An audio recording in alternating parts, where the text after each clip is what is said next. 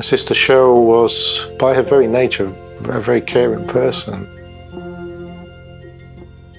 Very bubbly, smiling, always chatting. And I was proud to say that my daughter was a nurse, very proud.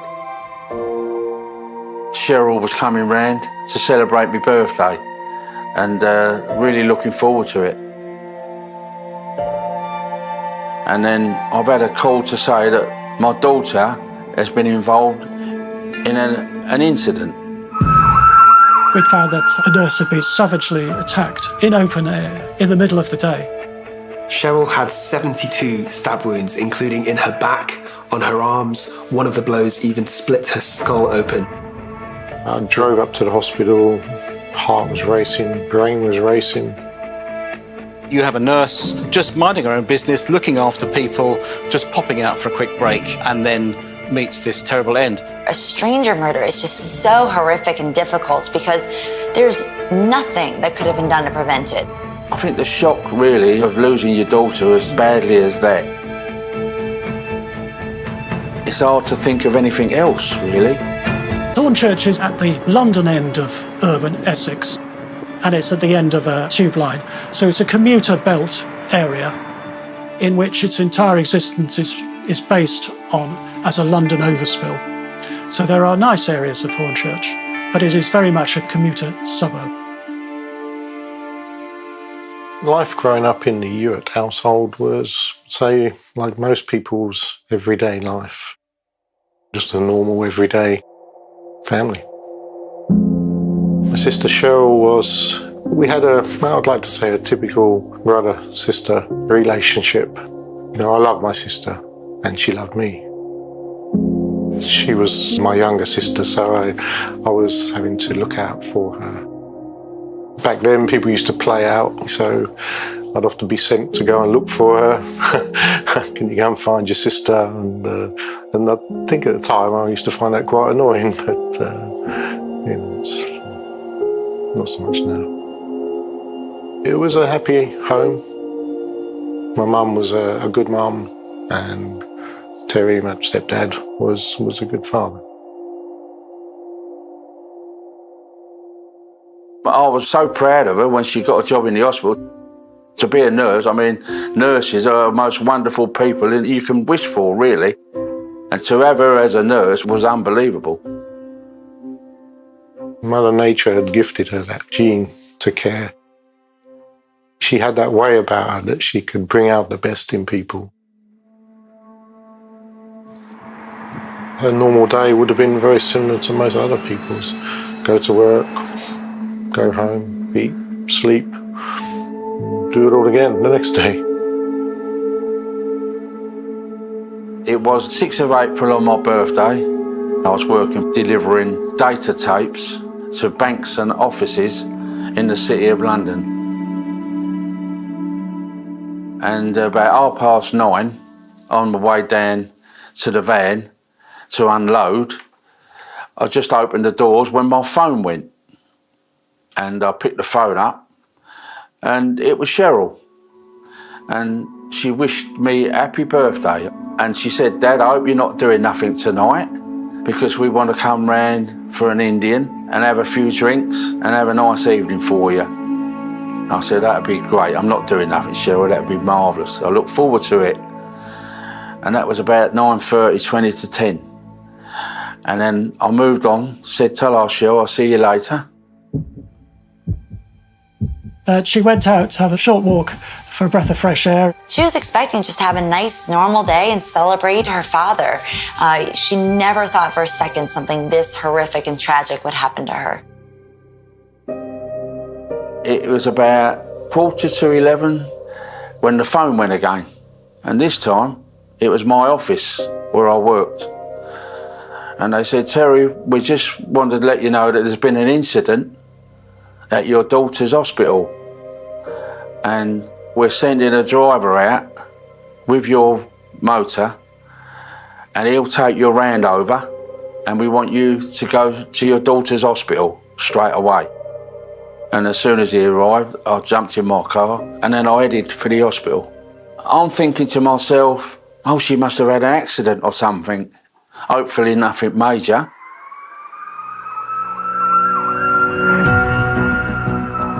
The first I heard was that there's a big police operation out in Hornchurch. We didn't know what it was at the time, but it quickly came through that a nurse had been attacked.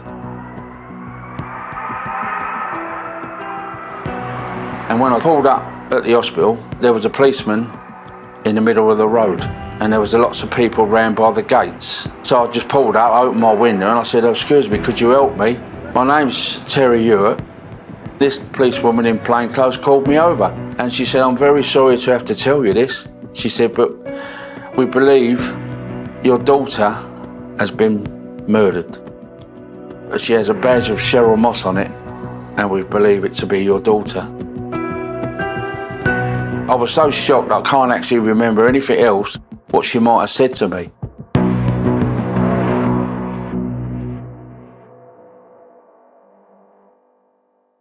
I was at work that morning and I was actually coming home. I was on the bus when my phone went. It was my mum's partner at the time. He literally just came straight out of it. "Oh, your sister's dead." And here I am standing on a bus, just heard that, and I was just like, "What?" So I went home, grabbed the car keys and shot straight up to the hospital, unclear in my mind what I was going to see. I see a few police officers, I see police tape, and I think that's when the panic started to get a bit more real. Police officer, I think, came over and I kind of walked past him and was going to go through the tape. I started to panic and I wanted to find my sister.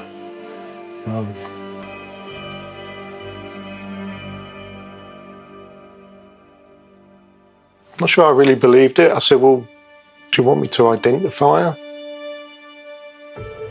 The police officer said, "Well, we can't at the moment. It's a crime scene," which took me back because I thought it was something, I thought she'd fell down the stairs or something, you know. I just really didn't think of anything that bad. Where do you even start processing something like that? And I left the hospital grounds and went back to my car. And then I've got an 8-mile drive through country lanes.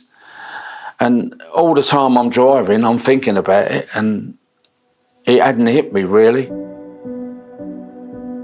When I got to Cheryl's mum's house, Cheryl's mum was sitting there, obviously crying her eyes out. We couldn't believe it was true.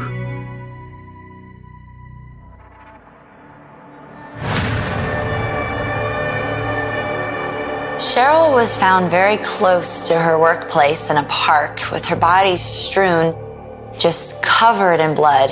She was stabbed in the skull, the face, the back. I mean, it was just an absolutely horrific scene. At this stage, the early indication is that this is a stranger attack, and therefore we have to take every possible precaution and take every opportunity we can from the scene. So the forensic examination will take some time. Between 1985 and 2020, I worked for the Metropolitan Police as a crime scene examiner and a crime scene manager, overseeing the forensic response to critical incidents. It's usually homicide and unexplained death. I was in the office, an office that I shared with a number of other crime scene managers. So I was aware that the case had come in. I was dealing with other things at the time, so I didn't respond to that primary scene. The police roped off the murder scene and started spreading the search outwards as far as they could and as quickly as they could. As a crime scene manager, you're generally part of the second wave of response. The initial police response, paramedics, that's already happened. At this stage, we didn't know who the attacker was, and so every opportunity there is for you to identify that individual is important. I think Hornchurch was absolutely stunned. A nurse, of all people, a most respected member of the community, to be savagely attacked in open air in the middle of the day. This sort of murders don't happen in little commuter suburbs. When trying to visualise a crime scene, what you need to do would be to establish the sequence of events leading to that incident. Who is the person that I'm dealing with? How have they died? Why are they where they are? The person who's done this to them, did they drop anything? What weapons have they used?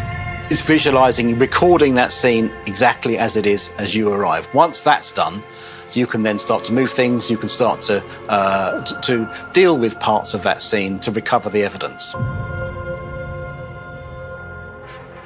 The detectives turned up that particular evening and gave us a little bit more detail. At the back of the hospital, there's a path. My sister Cheryl was attacked there and stabbed. There was no other sort of details about the stabbing, like the quantity of stabs or anything like that. It was just stabbed. I remember my mum saying that, could we go and see her? They said, well, unfortunately, she won't be moved. She'll be there for the night. Just sort of pictured her laying on a path behind the hospital. But they said, no, there's forensics there, there's tents, there's this, there's that. I've actually drove down to the hospital, although I wasn't allowed inside. I sat just outside because I wanted to be close to her.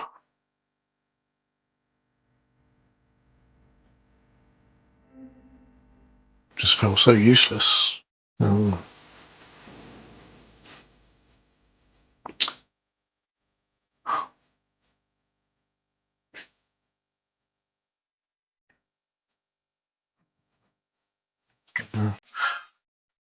I was her big brother. Doing there for her.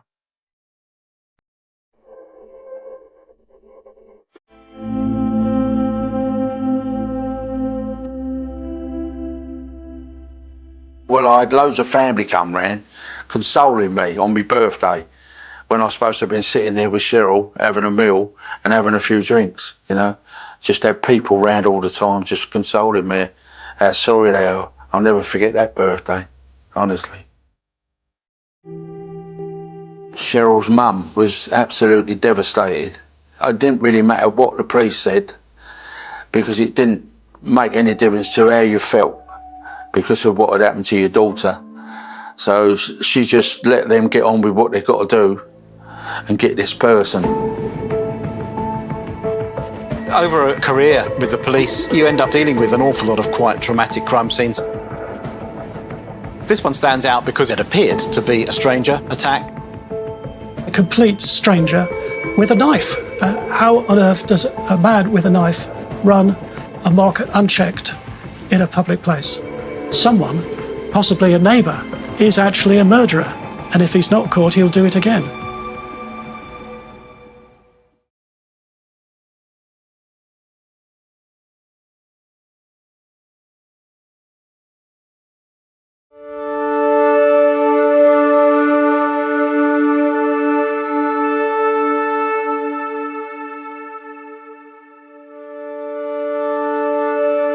This is one of my big memories, Chris, when it was my 60th birthday. And I had a fabulous time. It was a surprise party. Did you know she was going to be there? And I never knew she was going to be there. And So of it's course, part when I of the walked in the surprise, door isn't it? and there was Cheryl, well, I was over the moon, you know. I'm really so glad to have her there, you know. My first child, I was overwhelmed.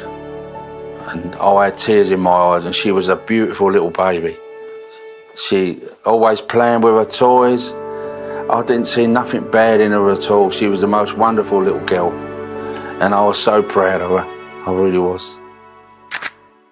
My sister was she's a very honest person.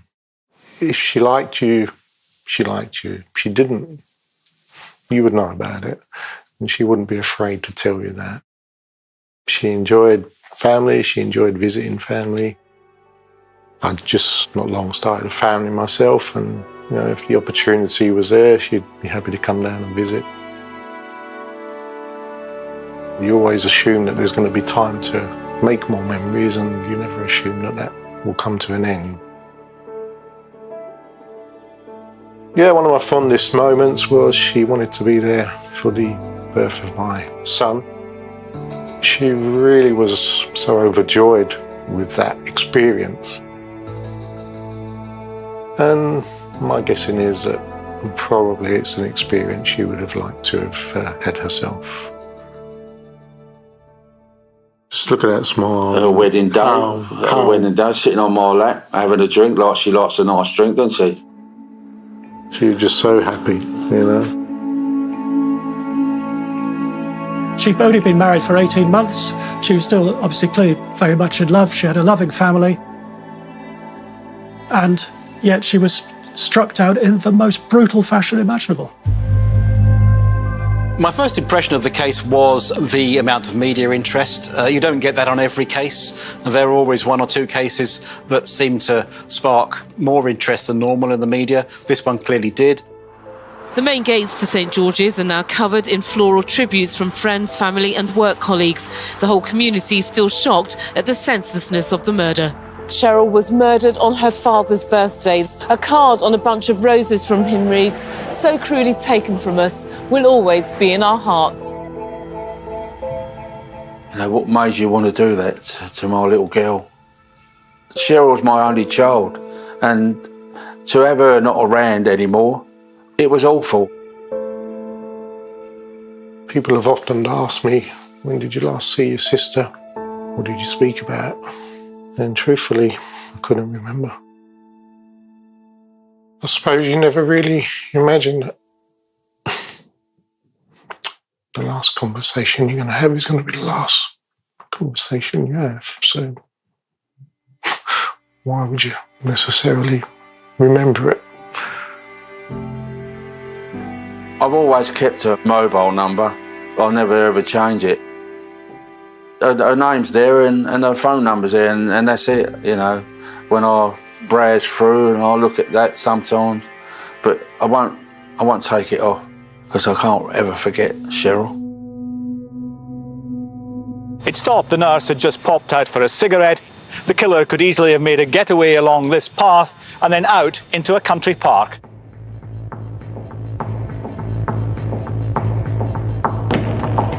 The initial information that the police received was that the assailant was wearing sunglasses, sports clothing, and what is described as an Ozzy Osbourne wig.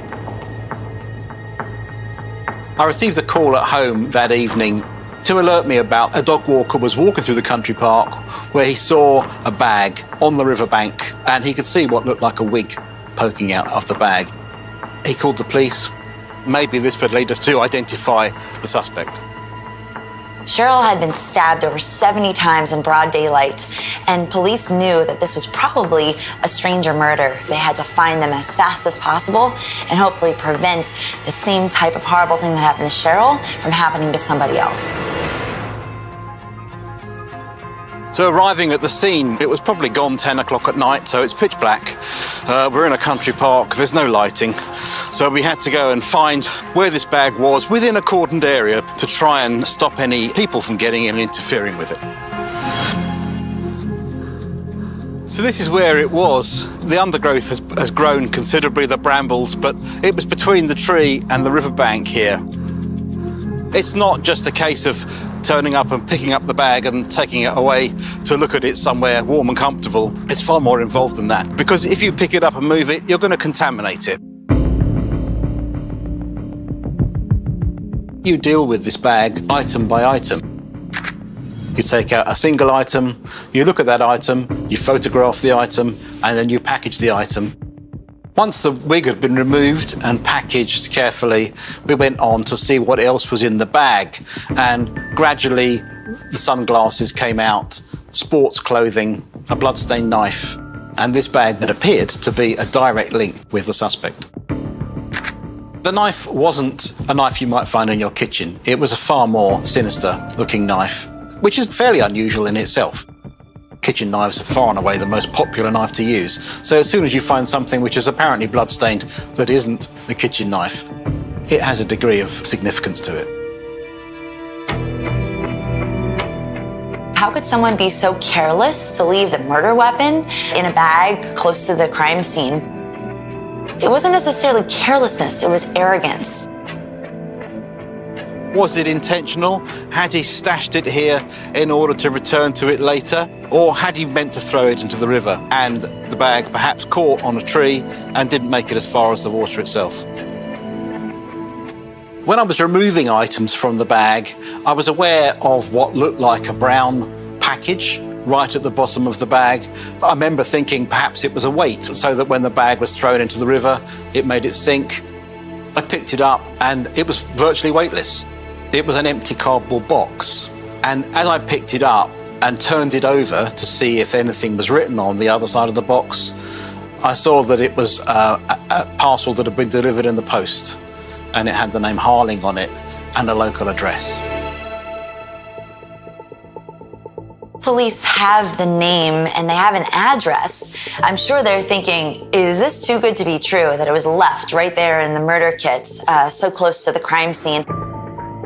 Seeing that name and address was probably one of the most startling things I came across throughout my entire career. There was a realization at that point that if this was the name and address of the man that had killed Cheryl, then at that point there was only two people in the world who knew who'd killed Cheryl, him and me.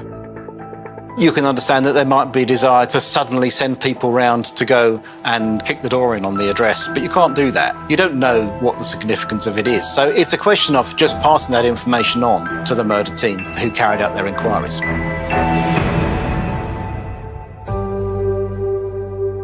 We never done enough together as father and daughter. I just can't believe any person could do such a thing. You know, all I wanted at the time was for him to be locked up and away from doing anything to anybody else.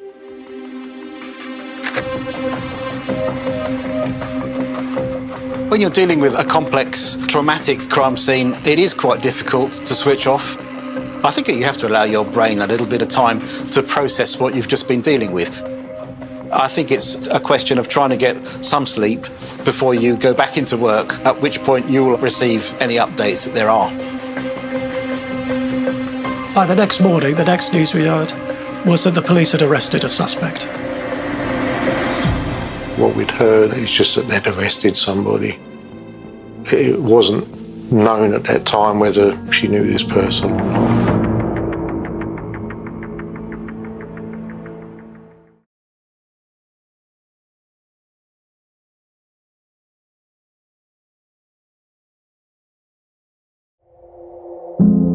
And the police kept us informed when they had anything new to say, but sometimes you just heard more on the media than you did from the police. There was a great deal of media coverage. It was on the telly, it was in newspapers, it was on radio, you couldn't get away from it. I had a barrage of people knocking on my door, dozens of times a day, different newspapers wanting this, wanting that. And I really just had no interest in dealing with any of it. It upsets me, seeing it all. And I remember watching the television, all the news programmes really, and Cheryl's photo came up and talking about the murder. But for me, it didn't last long enough. I felt it should have gone on a bit longer remembering Cheryl, you know? It's sort of murdered and then finished. And I wanted people to realise what a lovely girl she was, and she deserved more than what she got from the media. I tried to go back to work after what had happened to Cheryl. I'd done my first day's delivery. As soon as I walked into the office, they said how sorry they were to hear about my daughter. After that, I couldn't go back there and do it anymore. I just walked away from it.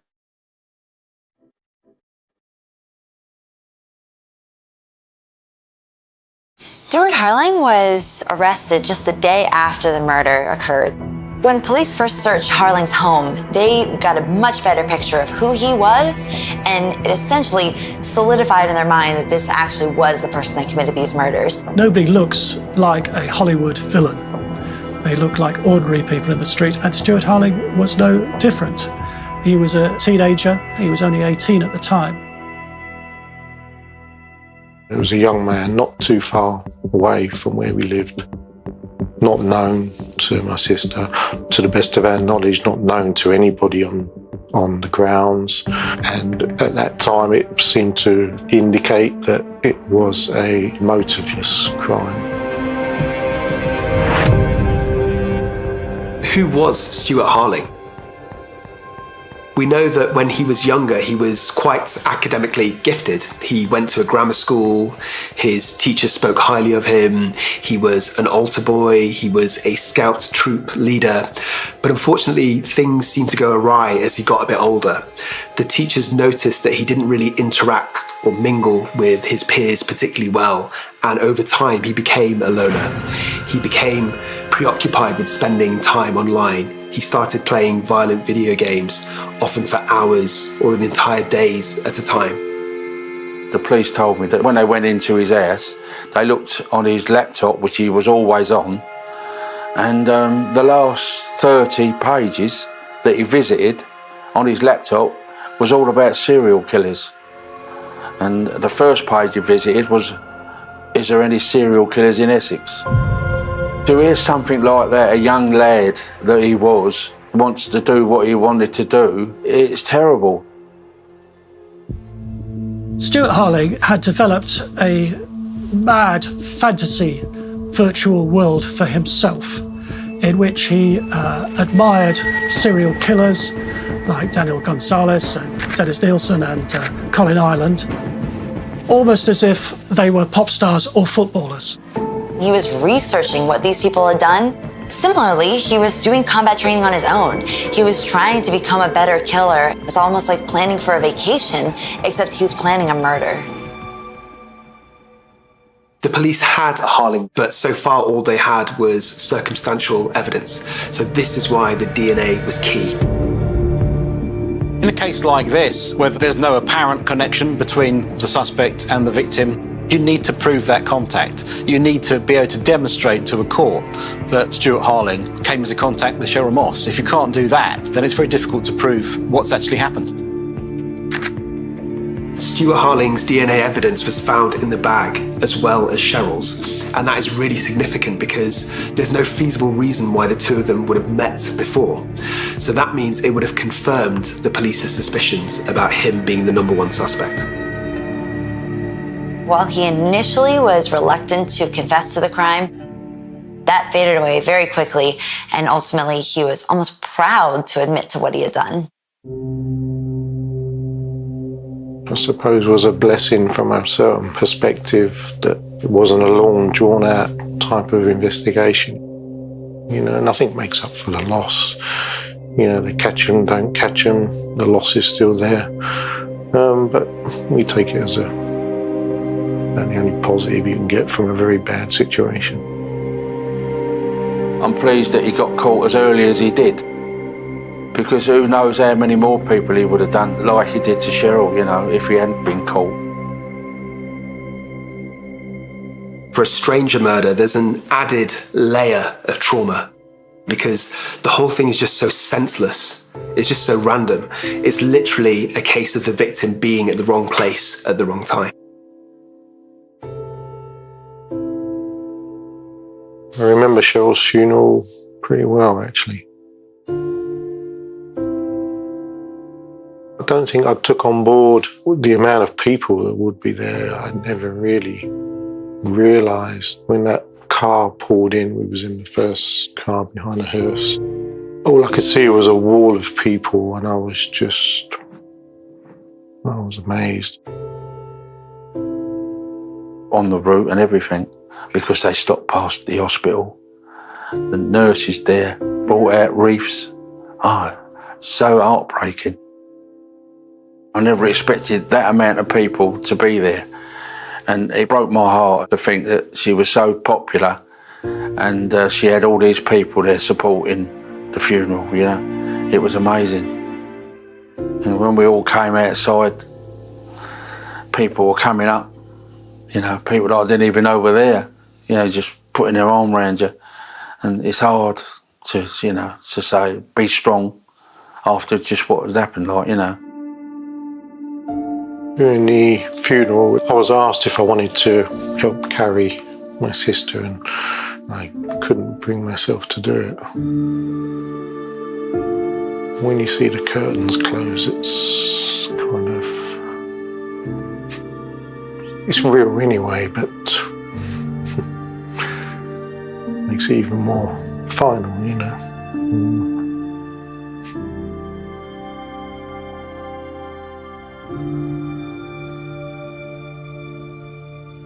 Police had obviously arrested their suspect, and it seemed that it was likely to be a very straightforward case.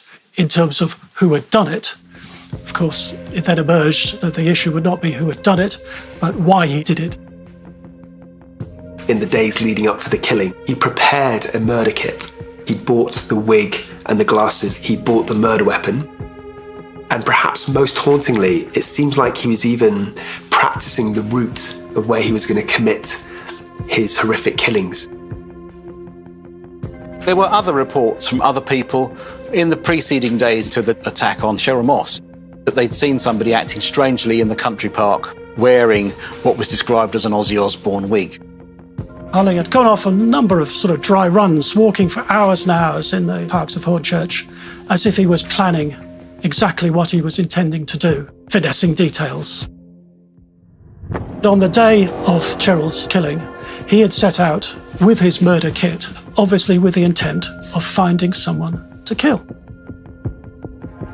And the tragedy was that it was Cheryl who crossed his path.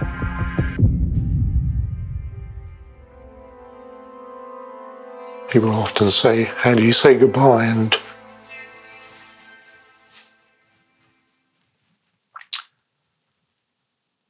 I think I've never said goodbye.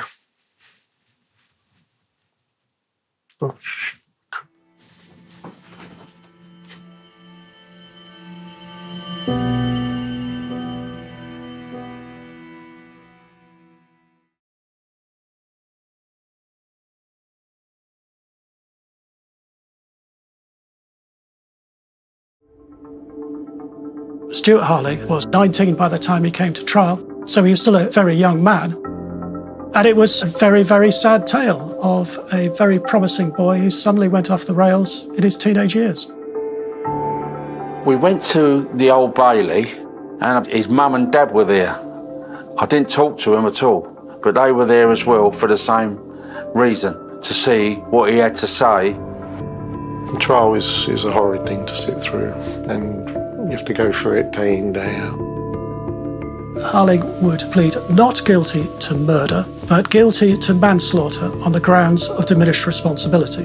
The basis of the plea was that his lawyers would be claiming that he was so mentally unstable at the time that he committed the killing that he was not responsible in law for his actions.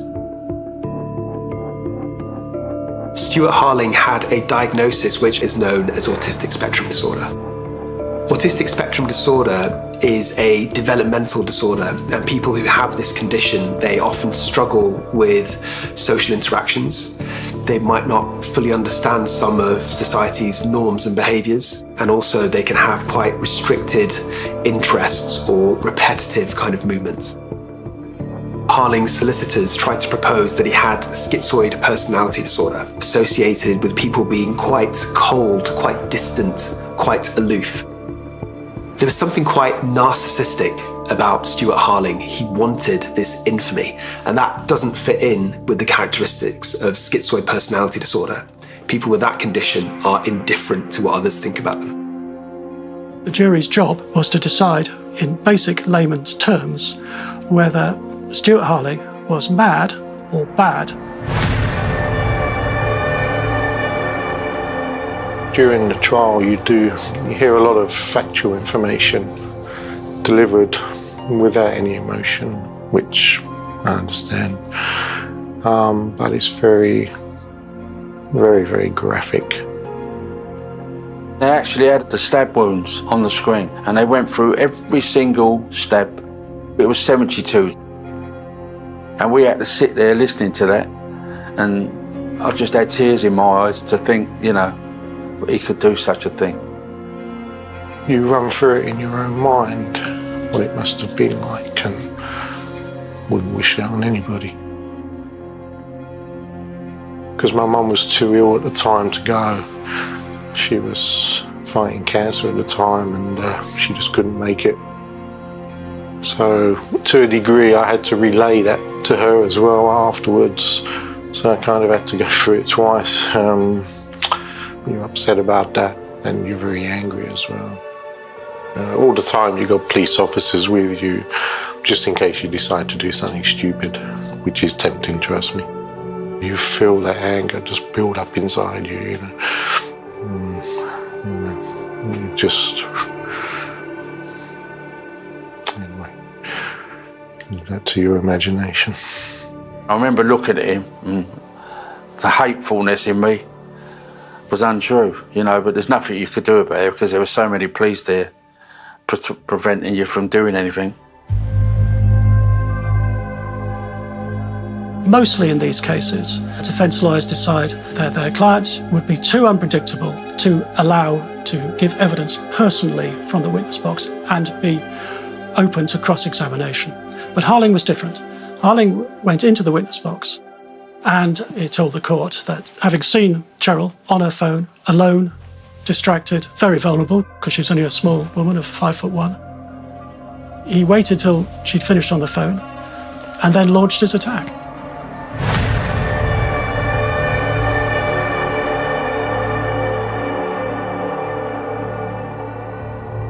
He was asked, does he know how many times he stabbed her, and he didn't have a clue. He just said it was quite a few times. Standing there, just having a little cigarette break, and then someone from behind done what he did. I know Cheryl would have fought back. The coroner said more likelihood is that she was defending herself and doing the best she could in that situation. He just kept going until she stopped. She was a tough girl, but there wasn't much she could have done, is there, really? He spied Cheryl lying in wait, looking for a random stranger to attack in his warped fantasy world. Harling then headed off back to his home, where he logged on his computer straight away to find out how the media were covering his attack, his killing that he had just performed. Most of us would be horrified and think, oh, the news is covering this and the police are closing in. But that's not how it is for some of these people. They think, I'm not gonna get caught, or I don't care if I get caught. They just wanted to feel almost important and famous. It seems strange that Stuart Harling would have wanted to pick broad daylight and a place right next to a hospital to commit a murder. But ultimately, he didn't care if there were onlookers. He didn't care if it was a nurse, somebody who was an upstanding citizen. The only thing he cared about was his own infamy in his mind. The thing I recalled during the trial, he was completely unemotional about what he'd done. I think he just saw the trial as an inconvenience. He said he was bored with his life, and he wanted to do something. Surely they could have thought of something better to do than do what he did and what he wanted to do. Surely there's something better in life than that. In fact, he said he was kind of surprised when he found out that she had actually died, despite the fact he had stabbed her 72 times. He went on to say that he wasn't bothered by the fact that he had killed Cheryl, although it had kind of ruined his day. He was happy what he did, and if he got released, he might do it again. That's what he said. Bizarrely, Stuart Harling claimed that he was trying to organise a coup in Equatorial Guinea. He had told the jury that he needed a car as part of his role in this attempted coup of transporting arms thousands of miles to this African country. That he attacked Cheryl because she had car keys and he needed a car. It seems impossible that the jury or a judge would hear this story about wanting to kill someone to steal a car, to get an arms deal going on because of a coup in Equatorial Guinea. It seems absolutely outlandish, but I think that's exactly what he was going for. On the surface, it seems like he was just making a last-ditch, desperate attempt to appear mentally ill and not in control of his actions. Stuart Harling was intentionally abrasive and obstructive when he was in court. He was shouting at the judge, he was threatening the prosecution, he was throwing papers. I think it was just play acting, but he got told off for that. And then later on after that, he never appeared much because he said he couldn't be bothered coming because he didn't really care. He had no interest. To be honest, I didn't want to see him anymore anyway, so.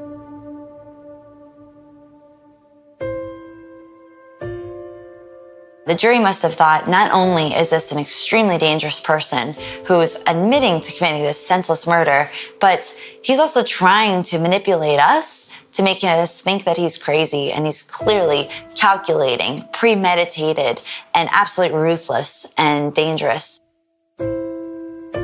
Diminished responsibility could have been quite relevant in this case because murder carries a mandatory life sentence, whereas manslaughter has varying sentencing options for the judge. The jury's returned a verdict of guilty to murder by a 10-to-1 majority. The verdict of the jury was that Harling was not a man who was consumed by mental illness. He was in control of his actions. He carried out these killings to fulfill his own agenda, his own desires to become this notorious serial killer. So ultimately, he was sentenced to a life sentence with a tariff of 20 years, meaning that the minimum amount of time he would spend in prison would be 20 years until the parole board would even consider his release.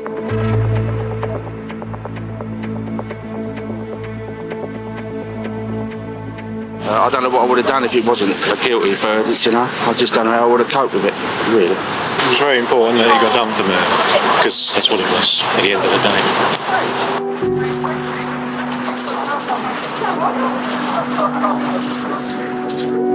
I think his sentence is disgusting, absolutely disgusting for what he did. You know, he should be serving life for life, not coming out at the age of 38.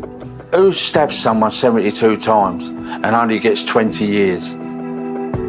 I just hope he don't come out while I'm still alive. I think it would be a very crazy parole officer that decided he was fit to enter the human race, particularly when he was adamant he was going to continue. I'm one of these that believes that if you take a life, you should pay the ultimate price for that. Not that that would bring my sister back, but this thing is a waste of space. The parole board obviously have to take every case seriously. They have to assess in meticulous detail whether an individual is safe to be released into society or not. But I think in a case like this, where the murder was so random, so senseless, the threshold for releasing somebody like this would probably be even higher. I mean, who would have thought that it was the last time that I was ever going to speak to Cheryl? On the day of my birthday, I would have had a lovely evening with my little precious daughter, which I was so looking forward to. And you just don't know in life what's going to happen. Every time my birthday comes around, I'm at the cemetery. You know, that's where I spend my birthday, laying flowers for her and her mum. Sometimes you look back and wonder what your life would be like if that particular event hadn't occurred. I do believe she might have had her own children, and I would have been a grandparent, which I would have loved to have been, you know, but it never happened. When you lose your children through illness, it's bad enough, but to lose the way I lost is 10 times worse. As I say, she was only 32 and she had a lot of life left in her. I think if people lived life the way she did, there'd be a lot more happier people in the world. You'd rarely see her without a smile on her face, you know. Even the problems she would push her way through. Because she always knew that somewhere out there was some light at the end of the tunnel. May 1991, Hidden Basement Evidence, a fictional crime thriller. This story is a work of fiction.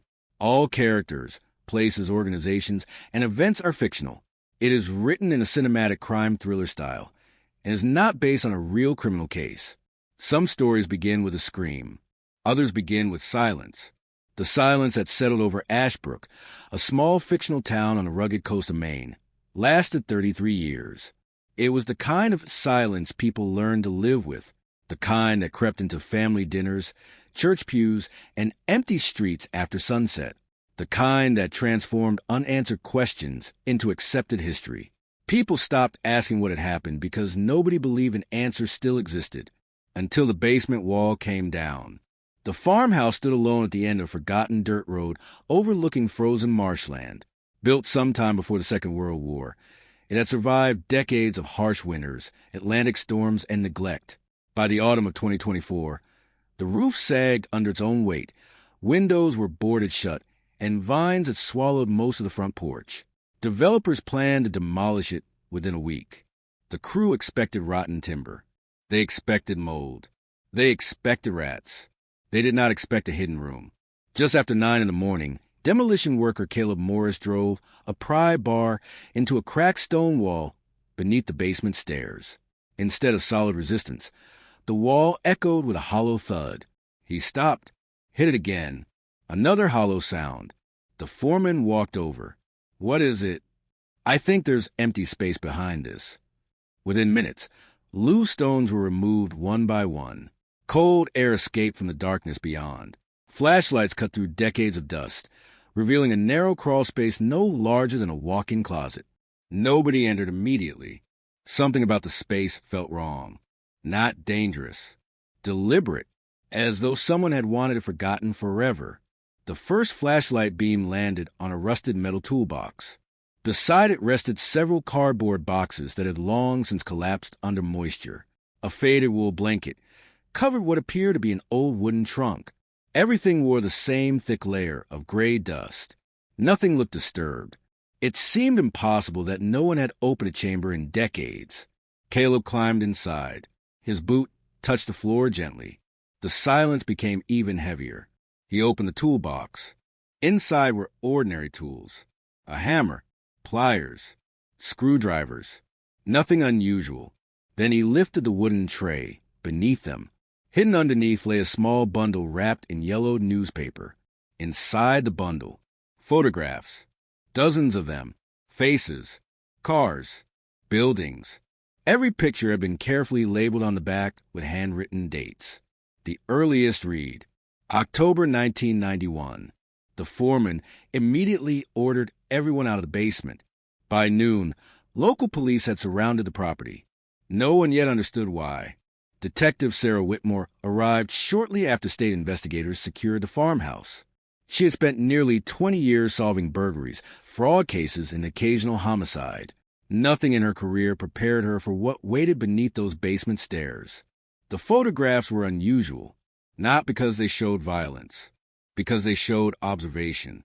The same man appeared again and again, walking into a grocery store, leaving a hardware shop, refueling an old pickup truck, standing outside a church. Every image had clearly been taken without his knowledge. Someone had followed him for days, perhaps weeks. The final photograph stopped everyone. It showed the unidentified man standing beside another individual whose face had been scratched away with something sharp, not torn, not damaged by time, intentionally erased. Sarah looked toward the evidence technician. "Anything else?" He nodded. The trunk. Inside the wooden trunk, investigators found notebooks sealed inside plastic bags. Remarkably, many pages remained readable. No names appeared, only dates, times, addresses, vehicle descriptions, short observations written in neat block letters. Blue pickup arrived 7:42. Lights off upstairs. Wait until everyone leaves. Page after page described people being watched. No explanation. No motive. Only surveillance. Whoever wrote the notes had been patient, methodical, almost invisible. Ashbrook had only one unsolved disappearance from 1991. Daniel Cross, 29 years old, married, one daughter. Last seen driving home after finishing a late shift at a paper mill outside town. His truck was discovered abandoned the following morning near an old boat launch. Key still inside, wallet untouched. No blood, no signs of struggle, no body. Despite months of searching, investigators found nothing. The case slowly faded. Families moved away. Detectives retired. Evidence gathered dust. Now, more than 3 decades later, someone had uncovered a hidden room filled with surveillance records created during the very same period. Coincidence seemed increasingly unlikely. Sarah requested every surviving file connected to Daniel Cross. Boxes arrived from the archive the next day. Yellowed reports, Polaroid photographs, cassette interviews, hand-drawn maps. The original investigation had been enormous. It had simply reached nowhere. Then Sarah noticed something curious. One address written repeatedly inside the hidden notebook matched the location mentioned only once in Daniel's original case file. An abandoned storage warehouse near the river. Investigators searched it in 1991. Nothing was found, or so everyone believed. She closed the notebook slowly. Outside the station, snow began to fall across the quiet streets of Ashbrook. Somewhere between a forgotten basement and an unsolved disappearance separated by 33 years, someone had hidden the first real clue the town had seen since Daniel Cross vanished. And Sarah had the unmistakable feeling that opening the hidden room had done more than uncover old evidence. It had awakened a story that someone had spent decades trying to keep buried. May 1991, Hidden Basement Evidence, a fictional crime thriller. Part 2. Snow continued falling over the fictional town of Ashbrook long after detectives sealed the abandoned farmhouse. By sunrise, tire tracks leading to property had vanished beneath fresh powder, leaving the place looking untouched once again. Nature had a habit of hiding yesterday's footprints. Detective Sarah Whitmore had spent enough years investigating violent crime to know people often try to do exactly the same thing. The notebooks recovered from the hidden crawl space became the task force's highest priority. Every page followed the same pattern. Dates, times, weather conditions, vehicle descriptions, brief observations. No emotion, no explanations, just facts. The handwriting never changed.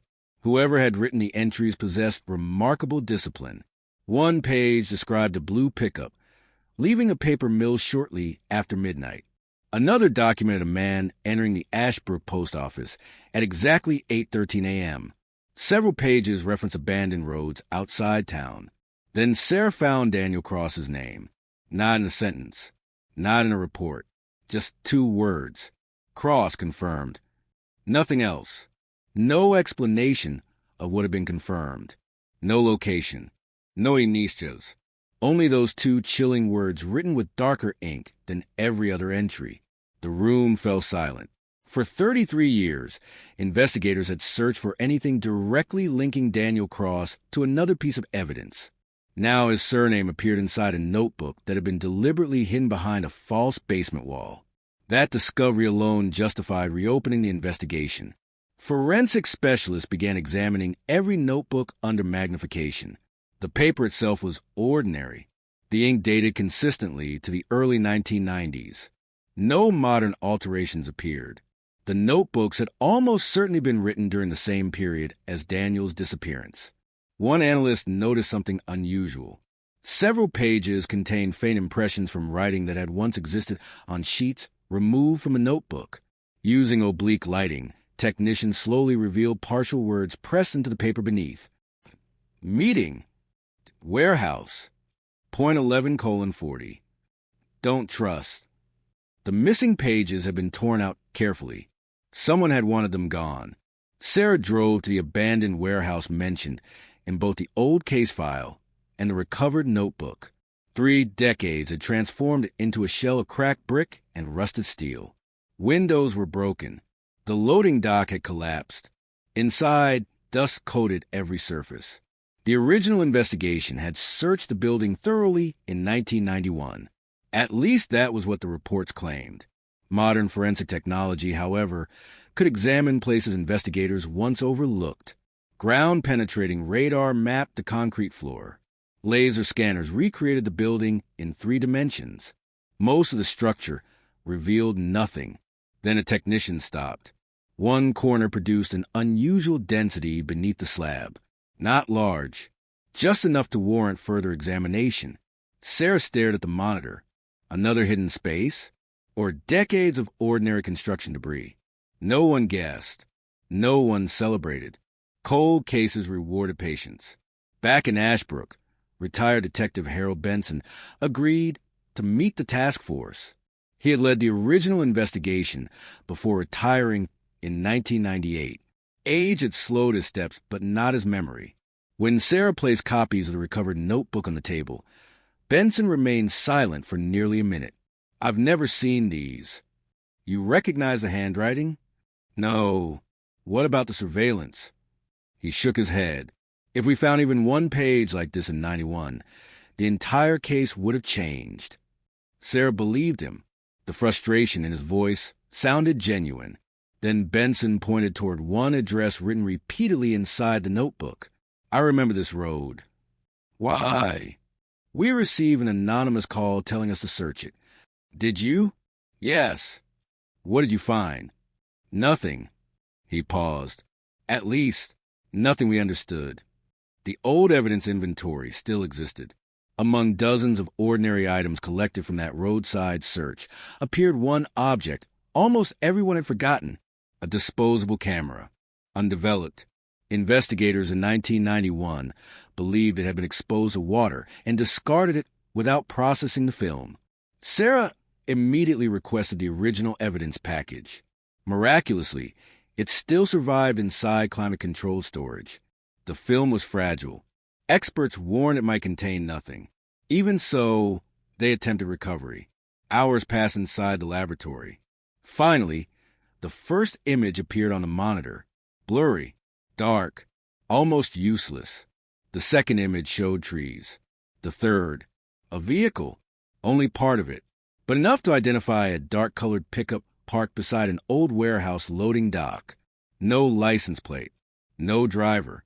Still, it was the first new visual lead connected to Daniel Cross in more than 3 decades. That evening, Sarah returned to the abandoned farmhouse alone. The crawl space remained exactly as investigators had left it.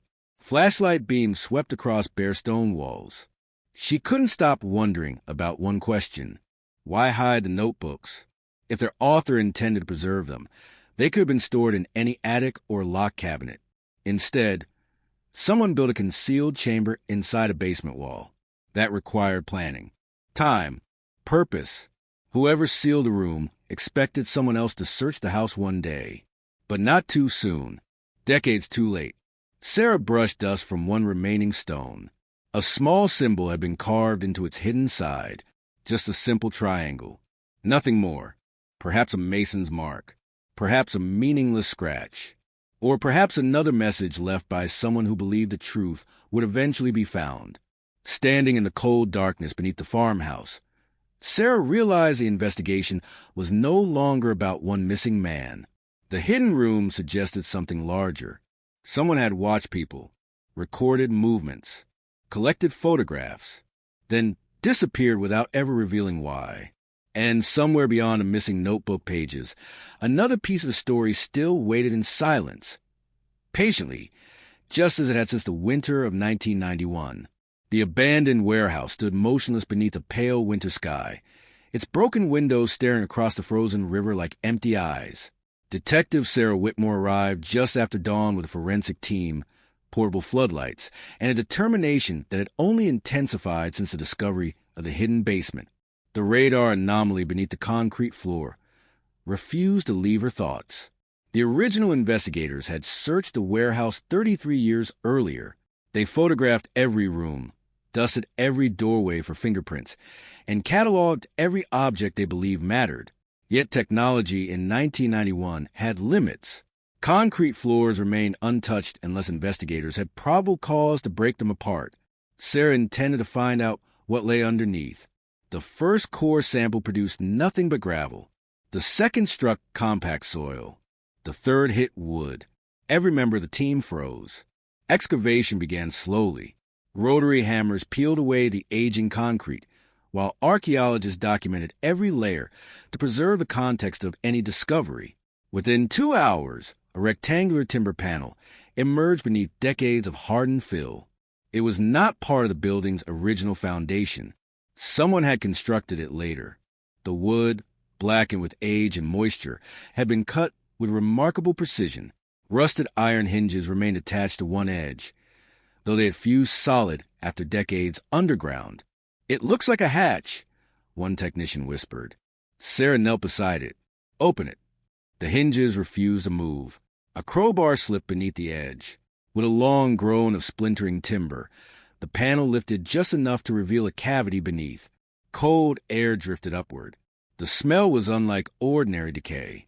It carried the unmistakable scent of damp earth, oxidized metal, and time. Flashlights swept into the darkness. A narrow chamber stretched beneath the warehouse floor. It measured barely 8 feet long and 4 feet wide. Empty shelves lined one wall. Several wooden crates had collapsed into piles of rotten boards. Near the back rested a steel filing cabinet lying on its side. Locked. The cabinet was transported intact to the state laboratory. Nobody forced it open at the scene. Sarah wanted every fingerprint, every fiber, every microscopic trace preserved. Hours later, under controlled conditions, technicians drilled the rusted lock. Inside were folders wrapped in wax paper. Most had dissolved into unreadable fragments. One survived. Barely. Its cover bore no title. Only the handwritten number 17. Sarah carefully lifted the first surviving page. It contained names. Dozens of names. Some were crossed out with thick black ink. Others had circles beside them. One name had a red underline. Daniel Cross. No explanation accompanied it. No address. No date. Just the name. Sarah felt the room grow impossibly quiet. This was the second independent document recovered in less than a week that mentioned Daniel Cross. Neither document had ever appeared in the original investigation. Whoever maintained these records had deliberately hidden them. Meanwhile, forensic document specialists examined the paper itself. The fibers matched stationery manufactured in the late 1980s and early 1990s. The ink aged consistently with that period. Nothing suggested modern fabrication. Even more surprising, microscopic impressions remained on the pages beneath the writing. Someone had pressed hard while taking notes on a sheet that no longer existed. Using digital enhancement, analysts reconstructed several partial sentences. Delivery confirmed. That wait until. That no witnesses. Only fragments emerged. Enough to deepen the mystery. Not enough to explain it. Back in Ashbrook, retired Detective Harold Benson returned to the station, carrying a cardboard box he had found in his attic. "I almost threw this away years ago," he admitted. Inside were personal notebooks he kept during investigations. Not official records, but reminders, sketches, and observations never included in formal reports. Sarah leafed through the pages until one entry caught her attention. Anonymous caller insisted Daniel wasn't the target. She looked up. "You never included this?" Benson shook his head. There was nothing to support it. What exactly did the caller say? He kept repeating the same sentence. Benson closed his eyes, searching his memory. "You people are looking for the wrong man." The words settled heavily over the room. If the anonymous caller had been telling the truth, then Daniel Cross might never have been the intended victim. He may simply have crossed paths with something, or someone he was never supposed to see. Sarah turned toward the evidence board. The photographs from the basement, the surveillance notebooks, the hidden chamber beneath the warehouse, the mysterious list of names. Every clue pointed toward an organized operation hidden beneath the quiet surface of Ashbrook, but no one yet understood its purpose. Outside, the afternoon light faded behind thick clouds rolling in from the Atlantic. Snow began falling once again, covering tire tracks almost as quickly as they appeared. Sarah stood at the station window, watching the white flakes disappear into the gathering darkness. Somewhere in this town, 3 decades earlier, someone had gone to extraordinary lengths to erase every trace of the truth. They concealed rooms, buried records, destroyed documents. And yet, despite all that effort, history was beginning to reveal itself one fragment at a time. Sarah had solved enough murders to recognize the feeling.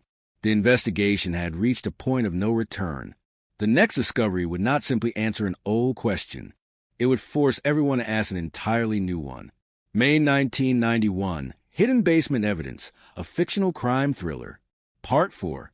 By Monday morning, Ashbrook no longer felt like the quiet coastal town Sarah Whitmore had known for most of her career.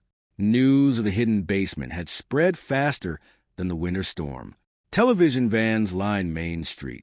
Reporters questioned anyone willing to speak. Every rumor grew larger with each passing hour. Sarah ignored them. Rumors solved nothing. Evidence did. Inside the temporary task force office, the wall clues had doubled in size. The recovered surveillance photographs, the notebooks from the hidden crawl space, the list marked 17, and decades-old maps of Ashbrook formed a mosaic of unanswered questions. One detail refused to leave Sarah's mind. The photographs. Not who they showed, where they had been taken. Every image had been captured from unusually elevated positions. Second-story windows, rooftops, water towers, wooded ridgelines. Whoever had taken them understood the town intimately. They knew where to stand without being noticed. Owen Briggs, the team's crime scene analyst, began plotting every confirmed camera position onto a digital map. A strange pattern emerged. The locations formed overlapping circles centered around one place, the old Harbor Freight Railway Depot. Closed since 1994. Forgotten by almost everyone. The depot stood on the eastern edge of Ashbrook, where abandoned rail lines disappeared into dense pine forest. Rust covered the tracks. Broken signal lights leaned at awkward angles. The station building itself remained locked, its windows clouded by decades of salt carried inland from the Atlantic. Property records revealed the structure had changed ownership 5 times. Curiously, one 6-year period contained almost no documentation. The owner listed simply as North Atlantic Holdings. No physical address. No surviving corporate records. No tax correspondence beyond a rented post office box. Sarah frowned. Shell companies often disappeared as quietly as they appeared. A search warrant allowed investigators inside. Dust coated every room. The ticket office remained almost untouched, frozen in time. Timetables from the late 1980s still hung on peeling walls. Broken benches filled the waiting room. Nothing appeared unusual until Owen inspected the attic. Sarah. She climbed the narrow staircase. He pointed toward the floor. Rectangular marks interrupted the thick layer of dust. Heavy furniture had once stood there. Several pieces, removed years earlier. But the outlines remained. Nearby lay dozens of cigarette butts. Forensic dating would be impossible. Still, someone had spent considerable time inside the attic, watching the town below. Sarah stepped toward the cracked window. The view stretched across nearly half of Ashbrook, including Daniel Cross's old neighborhood. Meanwhile, forensic technicians finished restoring additional pages from Folder 17. The names remained impossible to identify with certainty. Many belonged to ordinary residents, teachers, dock workers, store owners, mechanics. No obvious connection united them. Then Lena Pierce, the department intelligence analyst, noticed a pattern hidden inside the dates beside several names. She compared them with archived newspaper editions. Every marked individual had witnessed an accident, a suspicious fire, or a disappearance. Not victims, witnesses. Sarah looked at the board.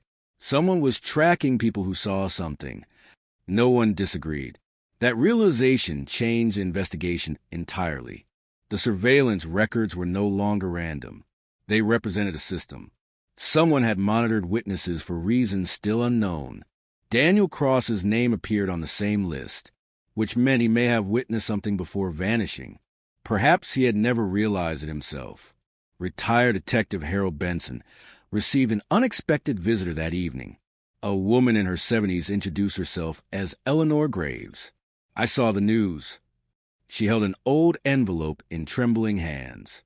I've carried this since 1992. Inside rested an undeveloped roll of 35mm film. Harold looked confused. I found it near the railway depot years ago. Why didn't you bring it in? I was afraid. She lowered her eyes. Someone followed me home after I picked it up. The room fell silent. Did you recognize them? No, but they wanted to make sure I threw away. She never had. Instead, she had the film inside a sewing box for more than 30 years. The laboratory worked carefully. Time had damaged much of the emulsion. Only 6 photographs proved recoverable. 5 showed empty railway platforms. The 6th changed everything. Taken at dusk. Blurry. Grainy. Yet unmistakable. 2 men carried a long wooden crate toward a freight wagon parked behind the depot. Neither face could be identified, but one man wore a distinctive heavy work jacket. On the sleeve, a triangular stitched emblem. Sarah's heartbeat quickened. The same triangle carved into the hidden basement stone. Not identical by coincidence. Intentional. A symbol repeated across decades. Across multiple locations. Across entirely separate discoveries. Late that night, Sarah returned alone to the evidence room. She pinned the restored depot photograph beside the basement images. Then she added a photograph of the carved triangle. Beside it, she placed an enlarged image of the jacket patch. 3 separate clues. 1 recurring symbol. She stepped back. For the first time since reopening the case, the investigation felt less like a missing person mystery and more like the outline of an invisible organization that had operated quietly within Ashbrook for years. Not a vast conspiracy. Not an international network. Something smaller. More disciplined. Local. Hidden in plain sight. Outside, snow drifted silently across the empty parking lot. The town slept, unaware that its oldest secret had begun revealing a shape. And somewhere, perhaps watching from the darkness just as someone had watched decades before, another person might already know the task force was getting dangerously close to the truth. May 1991, Hidden Basement Evidence. Chapter 5, The Lighthouse Keeper. The wind arrived before the snow. It swept across the Atlantic in long, mournful waves, rattling the windows of the Ashbrook Police Department as Detective Sarah Whitmore stared at the growing board of photographs. The faces pinned to cork no longer looked like strangers. Weeks of studying them had transformed them into silent companions, each one carrying a piece of story no one yet understood. Daniel Cross, the hidden basement, the abandoned railway depot, the triangle carved into old stone, and now the photograph of 2 shadowed figures carrying a wooden crate beneath the fading light of an autumn evening in 1991. The picture refused to leave Sarah's thoughts. She had enlarged it a dozen different ways, hoping technology might reveal a face, a license plate, anything that would identify the man. Every attempt ended in disappointment. The grain remained. The mystery remained. But something else caught her attention. Far beyond the freight wagon, barely visible along the horizon, stood a narrow white tower, a lighthouse. Ashbrook Lighthouse had guided fishing boats along the rocky coastline for nearly 70 years before automation replaced its keeper. By 1991, only one man still lived there, Arthur Bennett. According to town records, Arthur died peacefully in 2003. No children, no close relatives. His belongings have been auctioned after his death, and the lighthouse converted into a historical landmark visited by tourists during the summer months. Sarah wondered whether Arthur had seen more than anyone ever realized. The lighthouse overlooked nearly every approach to the harbor. Anyone working there during the early 1990s would have witnessed fishing boats arriving before dawn, freight deliveries along the docks, trains entering the depot, and vehicles traveling the old coastal highway. If unusual activity occurred at night, Arthur might have noticed. The Lighthouse Museum opened only twice a week during winter. Its volunteer curator, Margaret Ellis, greeted Sarah with a warm smile. "You must be here about Arthur." Sarah paused. "How did you know?" Margaret laughed softly. You're the third detective to ask about him. The other two came years ago. They never found what they were looking for. Arthur's tiny living quarters remained almost untouched. Books filled every shelf. Navigation charts covered the walls. An old wooden desk overlooked the sea. Everything appeared exactly as it had the day he died. Margaret opened a cabinet beneath the desk. These are his journals. There are dozens. Sarah carefully lifted the first notebook. Arthur had written nearly every day for more than 30 years. Most entries describe weather, fog conditions, passing ships, storm warnings, routine observations from a lonely man devoted to the sea. Then one page stopped her. October 18th, 1991. Truck near the depot again after midnight. Strange lights. Too far away to identify anyone. Sarah's pulse quickened. She continued reading. 2 nights later, another entry appeared. Same vehicle returned. Looked like 2 men unloading something. Couldn't see clearly through the fog. Arthur never contacted police. Apparently, he believed he had witnessed ordinary freight activity. Only decades later did the entries seem unusual. Sarah spent hours reading the journals. Most revealed nothing connected to Daniel Cross. But Arthur possessed one remarkable habit. Whenever he noticed something unusual, he drew small sketches in the margins. Simple outlines, buildings, boats, vehicles. One sketch depicted a pickup truck parked beside the railway depot. Another showed a man standing beneath a single floodlight. The final drawing caught Sarah completely off guard.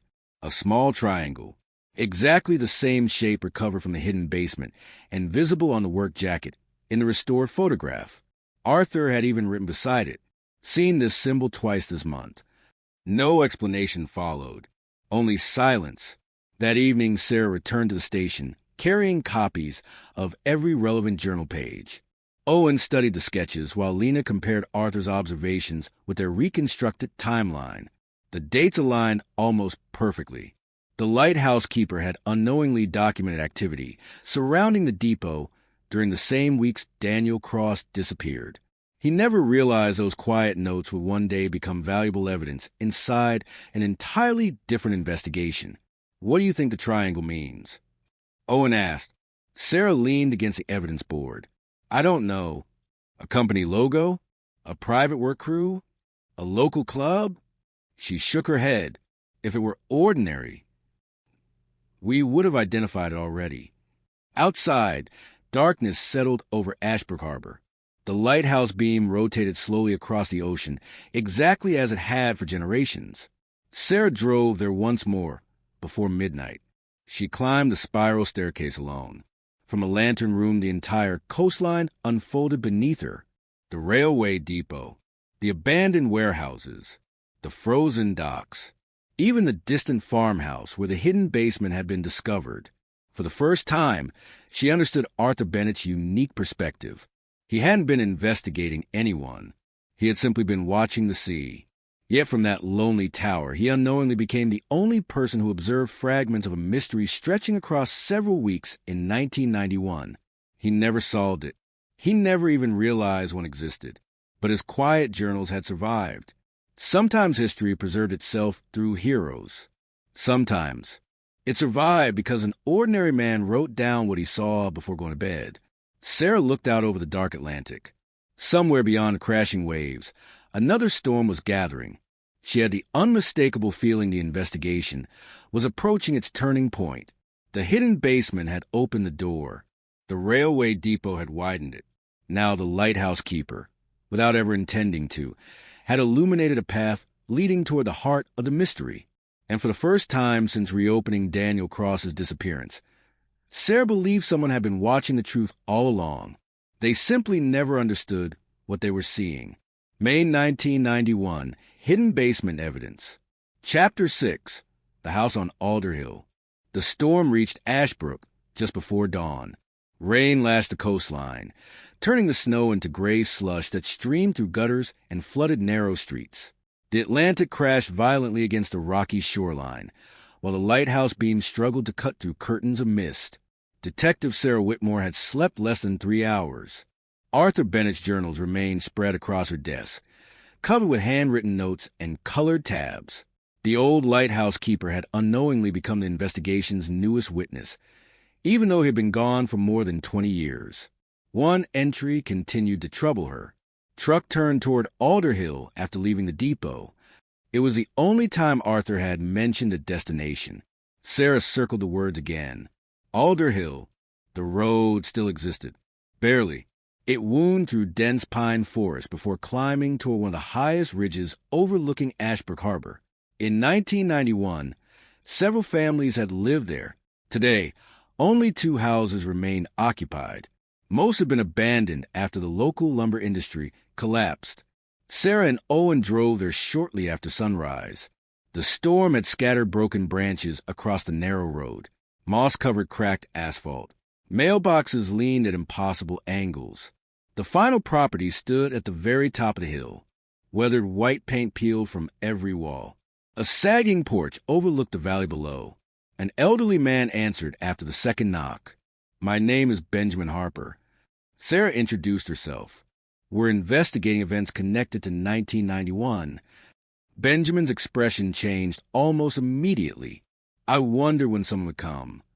Benjamin had lived on Alder Hill for nearly 50 years. His wife had passed away. His children lived several states away. He spent most days repairing fences and feeding birds that gather outside his kitchen window. When Sarah mentioned the railway depot, he slowly nodded. "I remember the trucks." "You do?" "They came late. Always after dark." "How often?" "Maybe once or twice a month." "What kind of trucks?" Benjamin frowned. "Different ones. But they never stayed long."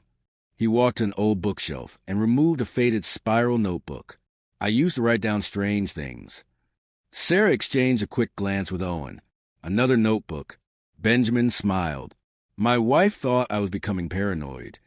He laughed quietly. "Maybe I was." The pages contained ordinary observations. Power outages.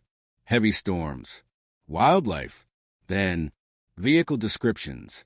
Blue pickup, 10:15 p.m. 2 men at Old Quarry Road. Lights near depot again. Sarah's heart began racing. Benjamin had unknowingly documented many of the same nights described in Arthur Bennett's journals. Neither man knew the other had been keeping records, yet their observations matched. "What made you write these down?" Sarah asked.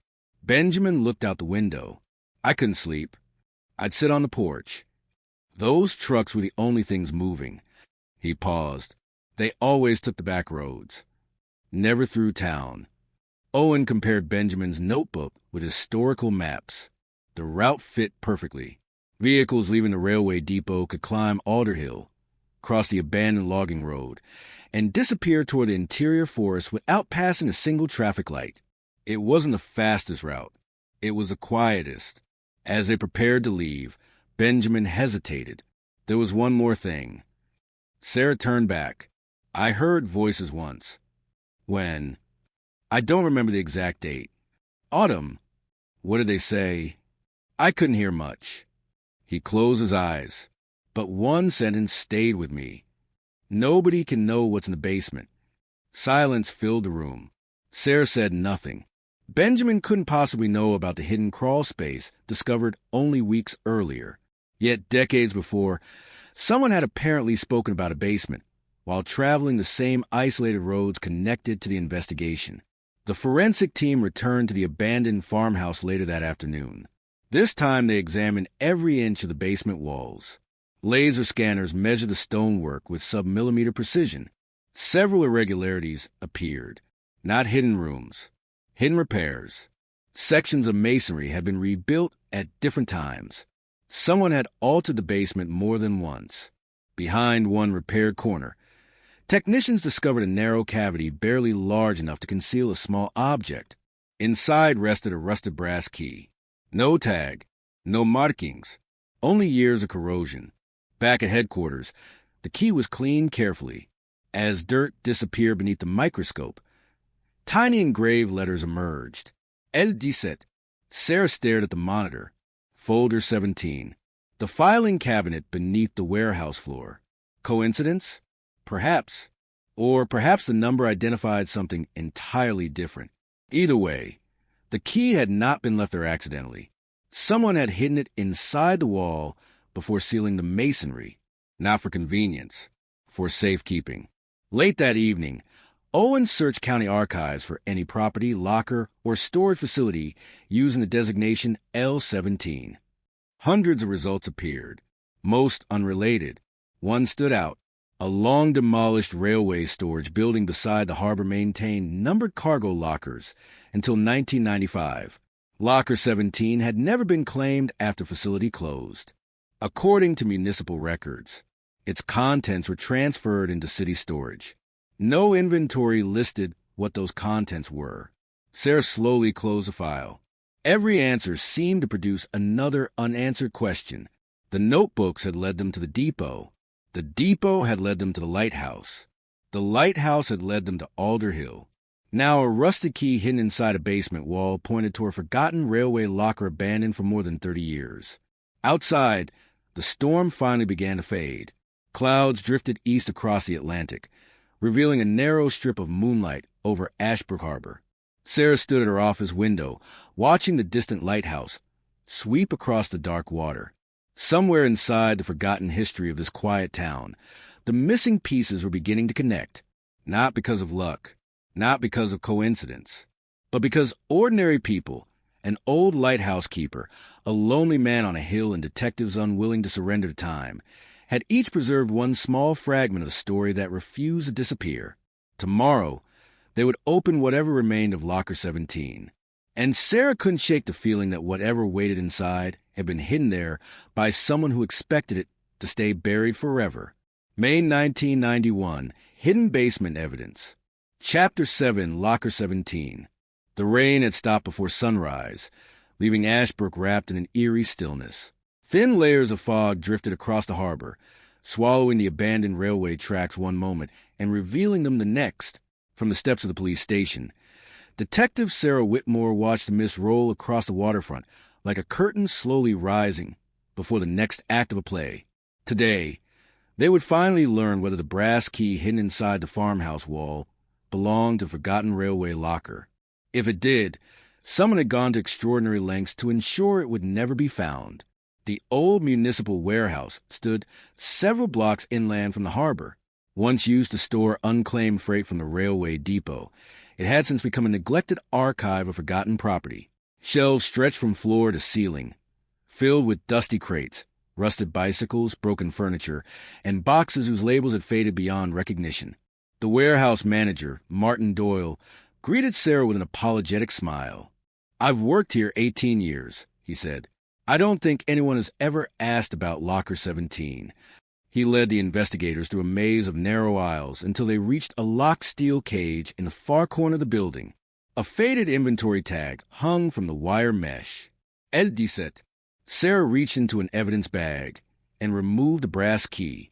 Its worn teeth slid into the lock. For a brief moment, nothing happened. Then came the unmistakable click of old metal surrendering after decades of silence. The door slowly swung open. Inside stood only 3 items: a weathered leather suitcase, a small wooden crate, an old canvas satchel coated in dust. No signs of forced entry. No modern disturbance. Everything appeared exactly as it had when the locker was abandoned. Owen photographed every angle before anyone touched the contents. Sarah knelt beside the suitcase. The leather cracked softly beneath her fingers. Inside were men's clothes, neatly folded despite their age. Shirts, work boots, a shaving kit. Nothing immediately unusual. Then she noticed the stitched initials inside the jacket collar. Yar. No one in the investigation recognized the initials. The wooden crate contained paperwork, shipping manifests, fuel receipts, maintenance invoices from the railway depot. Most were routine business records from the late 1980s and early 1990s. But one envelope stood apart. Unlike the others, it had never been opened. Across the front, someone had written in careful block letters, "If something happens to me," no name, no address, just a message. Sarah carefully cut the brittle seal. Inside rested a single cassette tape. No note, no explanation. The task force gathered in the evidence room that afternoon. The cassette recorder whirred softly as the tape began to play. For several seconds, only static filled the speakers. Then footsteps, a door closing, heavy breathing. Finally, a man's voice. I don't know who's listening to this. His words were calm but tired. If you found this, then I'm probably gone. Sarah glanced around the room. Nobody moved. The recording continued. I made mistakes. I told myself I was just doing my job. But jobs don't keep people awake for 30 years. The voice paused. A long exhale. There was never supposed to be anyone hurt. Suddenly, another sound interrupted the recording. A sharp metallic bang. The speaker fell silent. Several seconds later, a second voice, distant and indistinct, could barely be heard. The tape ended abruptly.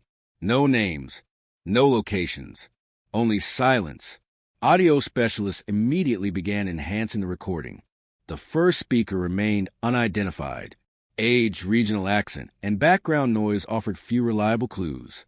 The second voice proved even more difficult to isolate. Still, one detail emerged. Somewhere in the background, a mechanical bell rang 3 times at evenly spaced intervals. Owen frowned. I've heard that before. Within minutes, he located archived recordings from the old Ashbrook Railway Depot. Every evening, precisely at 6 o'clock, the freight platform warning bell sounded 3 identical chimes before incoming trains arrived. The pattern matched almost perfectly. Whoever recorded the cassette had likely been somewhere near the depot. Meanwhile, Lena Pierce continued researching the initials sewn into the suitcase. Employment records from the railway company revealed only one likely match. Edward Rollins, freight supervisor, employed between 1986 and 1992, resigned without explanation. No forwarding address. No surviving tax records after 1994. It was as if Edward Rollins had quietly disappeared from public life. Not vanished. Simply stopped leaving traces. Sarah spread the evidence across the conference table. The surveillance notebooks, Arthur Bennett's journals, Benjamin Harper's observations, the hidden basement, the depot, Locker 17. Now an anonymous confession from a man who believed he would not live long enough to tell his story in person. Every discovery deepened the mystery while pulling the investigation toward the same cluster of forgotten places surrounding Ashbrook Harbor. She wasn't chasing coincidence anymore. She was following a trail someone had tried desperately to erase. Late that evening, Sarah remained alone inside the evidence room. The cassette recorder sat quietly beside her. She played the recording again and again. Each time she focused on something different. The breathing, the footsteps, the echo inside the room. On the fourth listen, she noticed something almost imperceptible. Just before the metallic bang, the speaker whispered 4 words. So quietly, they were almost lost beneath the tape hiss. Check the old church. Sarah immediately stopped the recorder. She replayed the moment. The words were faint, but unmistakable. She looked toward the evidence board, where a faded map of Ashbrook hung beneath dozens of photographs. On the western edge of town, surrounded by towering pine trees and long abandoned since the late 1980s, stood St. Matthew's Church. No one connected to the investigation had mentioned it, not once. Until now, outside, the fog drifted back across the harbor, swallowing the silent railway depot once more. Sarah closed the recorder and slipped the cassette into its evidence sleeve. For more than 30 years, Locker 17 had guarded a voice from the past. That voice had finally spoken, and with barely audible words, it had opened the next door in a mystery that refused to stay buried. May 1991, Hidden Basement Evidence. Chapter 8, The Forgotten Church. The road to St. Matthew's Church had almost disappeared. Pine branches arched over the narrow lane, forming a tunnel of dark green that swallowed the afternoon light. Fallen needles softened every footstep as Detective Sarah Whitmore guided her flashlight toward the weathered stone building at the end of the trail. The church had been abandoned for nearly 40 years. Nature had claimed most of it. The bell tower leaned slightly to one side. Stained glass windows were cracked beyond repair. The heavy oak doors hung crooked on rusted hinges that groaned as Sarah pushed them open. Dust floated through pale shafts of sunlight. The sanctuary remained strangely untouched. Rows of wooden pews still faced the altar. Hymn books rested where parishioners had left them decades earlier. Time had faded the colors, but not the quiet dignity of the place. Sarah stood motionless for a moment. Whoever whispered, "Check the old church," had expected someone to find something here. The question was, what? Owen Briggs arrived carrying a portable laser scanner and a backpack filled with forensic equipment. "This place gives me the creeps," he muttered. Sarah smiled faintly.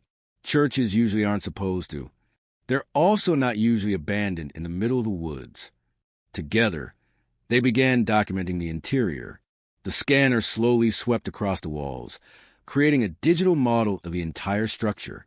Most of the building revealed exactly what they expected, until Owen stopped near the altar. "Sarah." She walked over. The floor. Several stone tiles differed slightly from the others, not in color, in alignment. Someone had lifted them at some point and carefully put them back. The team worked methodically. Each stone was photographed before being removed. Underneath lay nothing but compacted earth. For several minutes, disappointment settled over the room. Then Sarah noticed something lodged between two foundation stones. A small brass medallion, no larger than a coin. She brushed away decades of dirt. On one side appeared a simple compass rose. On the other, the familiar triangle. Not carved, not scratched, professionally engraved. It was the clearest version of the symbol anyone had found. This wasn't left here by accident. Owen whispered. Sarah nodded. No, it was hidden. That evening, Sarah met with librarian Helen Foster, who unlocked a climate-controlled room filled with brittle ledgers and handwritten parish records. Most documented baptisms, weddings, and funerals. Nothing unusual. Near the back of one shelf, Helen discovered a visitor's register used briefly during renovation work in 1990. Several names belonged to carpenters and electricians. One signature caught Sarah's eye. It wasn't the name. It was a handwriting. The block letters looked remarkably similar to the writing inside the surveillance notebooks. Not identical. Close enough to deserve comparison. The signature read, Elias Rowan. No address. No occupation. No further record appeared anywhere in Ashbrook. It was as though the man had signed the book, then vanished. Back at headquarters, handwriting specialists began comparing the register with the recovered notebooks. Their preliminary conclusion was careful. The same person could have written both, or someone trained to write in a very similar style. It wasn't enough to identify the author, but it was enough to keep Elias Rowan on the investigation board. Sarah pinned the copied signature beside the photographs from the hidden basement. Another thread, another name, another mystery. That night, she couldn't sleep. Instead, she drove back to the church alone. The moon hung low above the trees, bathing the stone walls in pale silver. Inside, the sanctuary felt different after dark. Smaller, quieter. She walked slowly toward the altar, where the brass medallion had been found. Her flashlight drifted across the old wooden cross mounted behind it. Something reflected the beam, a tiny metal plate. She climbed onto the first step for a closer look. The plate had been screwed into the back of the cross where no one standing below could possibly see it. Only 4 words were engraved. Truth survives patient hearts. Sarah stared at the inscription. It wasn't a clue in the ordinary sense.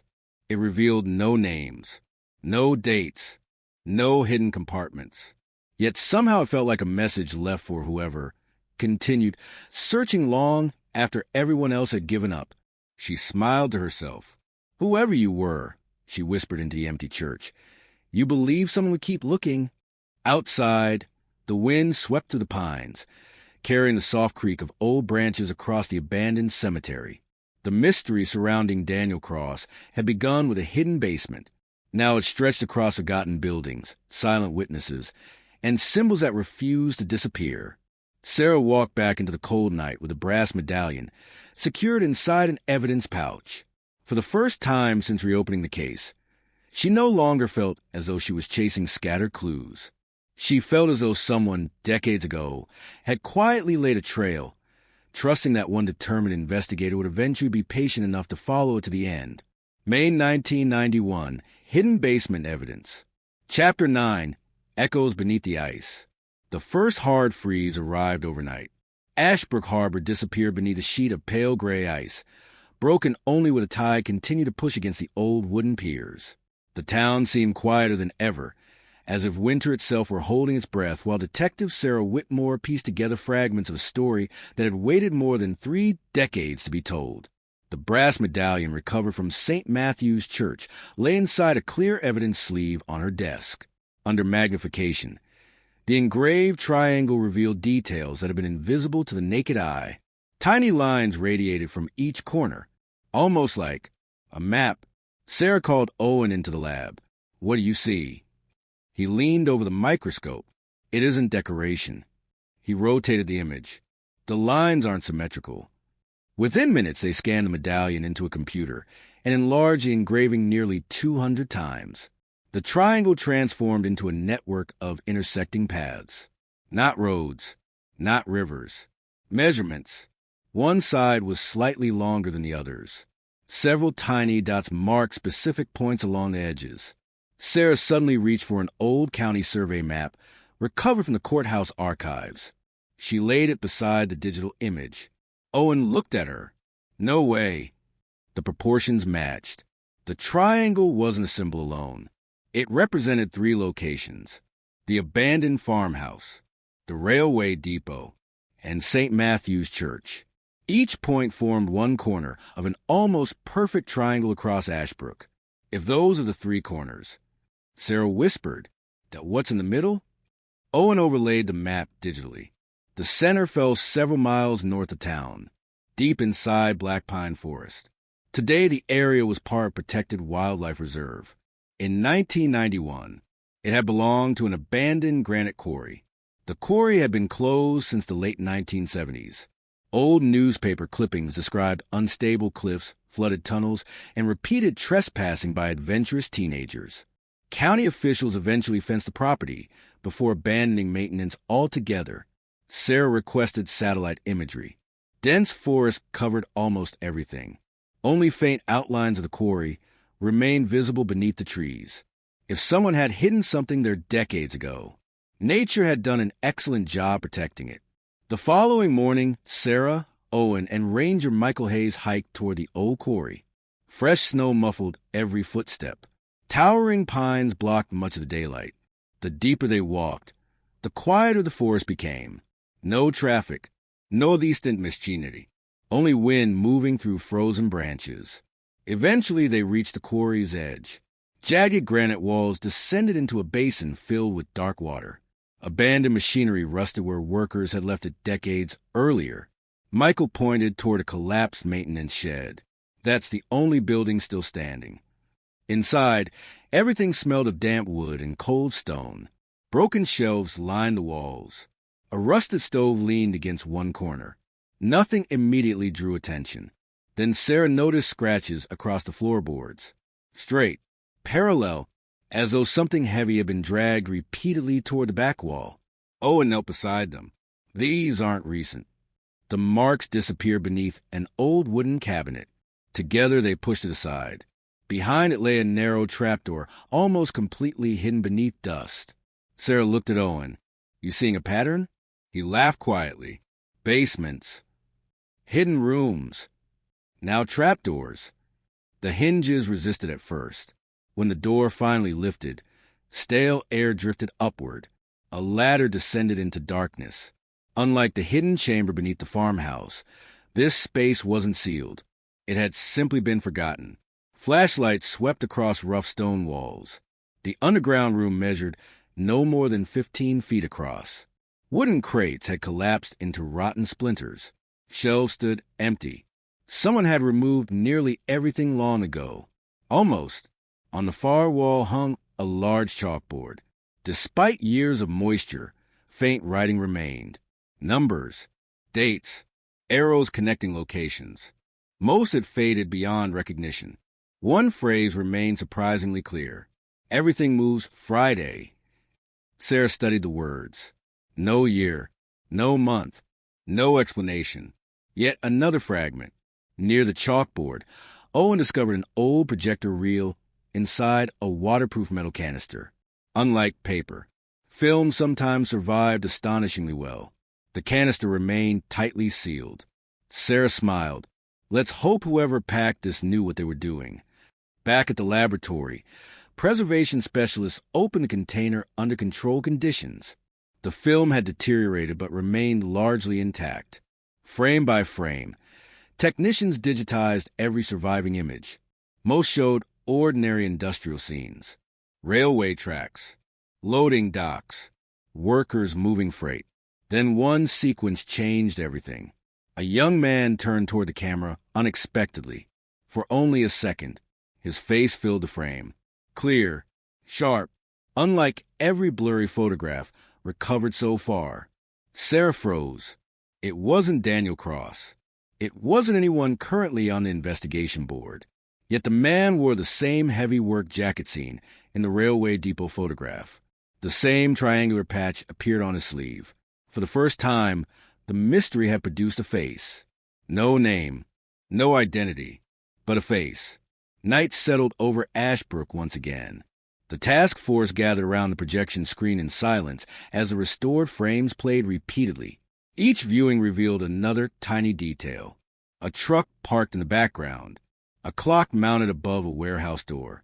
Snow falling across railway tracks. Nothing dramatic. Nothing obvious. Yet every frame carried the quiet weight of history.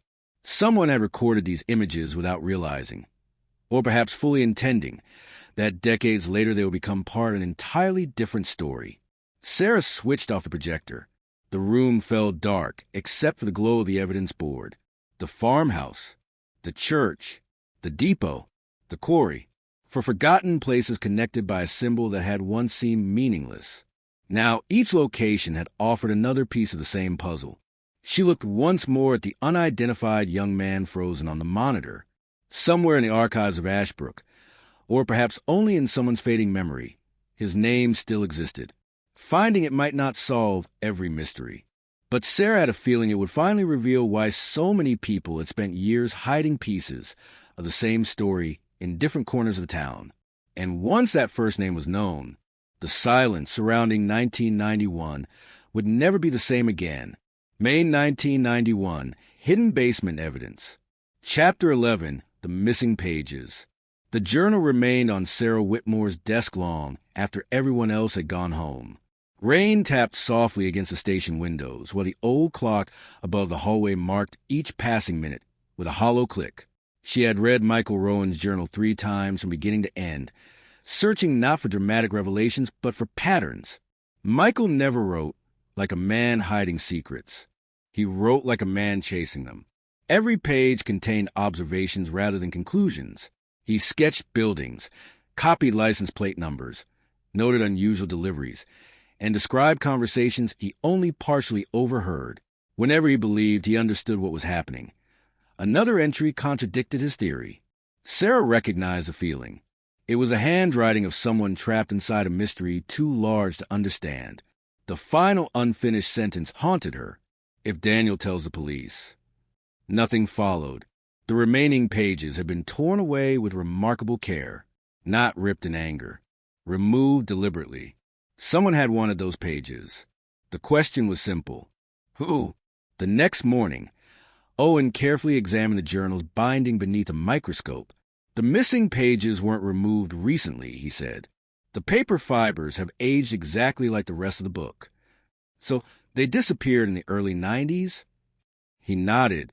Probably. Sarah stared at the damaged spine. Then whoever removed them knew exactly what they were looking for. Lena spent the afternoon researching Michael Rowan's last known weeks in Ashbrook. One small discovery stood out. 3 days before resigning from Northeast Equipment Carriers, Michael had checked out several books from the Ashbrook Public Library. Local history, survey maps, property records. None had ever been returned. The library never pursued the overdue fines after he disappeared from town. The books were simply marked lost. Sarah smiled faintly. Maybe they weren't lost. The old library occupied one of the oldest brick buildings in Ashbrook. Its basement archives smelled of paper, cedar shelves, and dust. Head librarian Emily Carter unlocked a small storage room where decades of forgotten donations waited to be cataloged. "We never throw books away," she explained. "If they come back, they usually end up down here." Hours passed. Nothing. Then Owen reached behind a collapsed stack of boxes. "I've got something." 3 weathered library books sat wedged between 2 shelves. Their checkout cards still bore Michael Rowan's signature. Inside the first book lay nothing unusual. The second contained a folded county map. The third contained a single handwritten note tucked between 2 pages. It wasn't addressed to anyone. It simply read, "Some places are built to be seen. Others are built to be forgotten. Look below the floor before you look behind the walls." There was no signature, only the familiar triangle drawn neatly at the bottom of the page. The word stayed with Sarah all evening. Look below the floor before you look behind the walls. It sounded less like a riddle and more like practical advice from someone who had already searched the same places decades earlier. She spread photographs across the conference table. The farmhouse, the railway depot, the church, the quarry. Every hidden space they had discovered so far shared one thing in common. They were beneath something. A basement, a trapdoor, an underground chamber, a concealed locker. What have we been thinking too small? Owen asked quietly. Sarah looked at him, meaning, what if none of these places were the destination? They were, he paused, that waypoints. Silence settled over the room. The idea seemed impossible at first, then strangely logical. Every hidden location had revealed only fragments. A notebook, a medallion, a journal, a film reel, a cassette. None contained the complete story, almost as though someone had intentionally divided the truth into separate pieces, not to conceal it forever, to make sure no single discovery could reveal everything at once. Late that night, Sarah returned to the evidence board alone. She removed every photograph and rearranged them in chronological order rather than by location. For the first time, a timeline emerged. Not perfect, not complete, but coherent. Michael Rowan had arrived in Ashbrook before Daniel Cross disappeared. Arthur Bennett observed unusual nighttime activity. Benjamin Harper courted trucks using back roads. Daniel vanished. Michael resigned. The hidden places were sealed. Years passed, then silence. Sarah stepped back. The mystery was no longer about one missing man. It had become the story of several ordinary people who glimpsed different pieces of something they never fully understood. Some wrote journals. Some kept notes. Some simply remembered. Each left behind enough for another generation to continue where they had stopped. Outside, dawn's first light touched the rooftops of Ashbrook. The town slowly awakened, unaware that the scattered fragments of its forgotten past were beginning to fit together. Sarah closed Michael Rowan's journal gently. Somewhere, she believed, the missing pages still existed, and if they could be found, they would not merely answer question of what happened in 1991. They would explain why so many people had risked everything to preserve the truth without ever writing it down in one place. The search was no longer for a single clue. It was for the final piece of a story that had been waiting decades for someone patient enough to finish it. May 1991, Hidden Basement Evidence. Chapter 12, The Last Survey Map. A cold sunrise settled over Ashbrook, washing the harbor in pale silver light.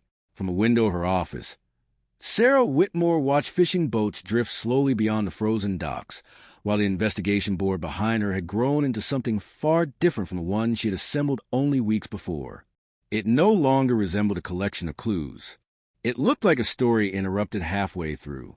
Michael Rowan's journal, Arthur Bennett's lighthouse notebooks, Benjamin Harper's observations, the brass medallion, the restored film. Each piece had survived on its own, hidden in a different corner of Ashbrook, waiting for someone patient enough to place them together. Sarah couldn't shake one question. If Michael had truly been trying to understand what was happening in 1991, rather than causing it, why had he disappeared so completely? Lena entered carrying a weathered cardboard tube, recovered from the county engineering archive. You'll want to see this.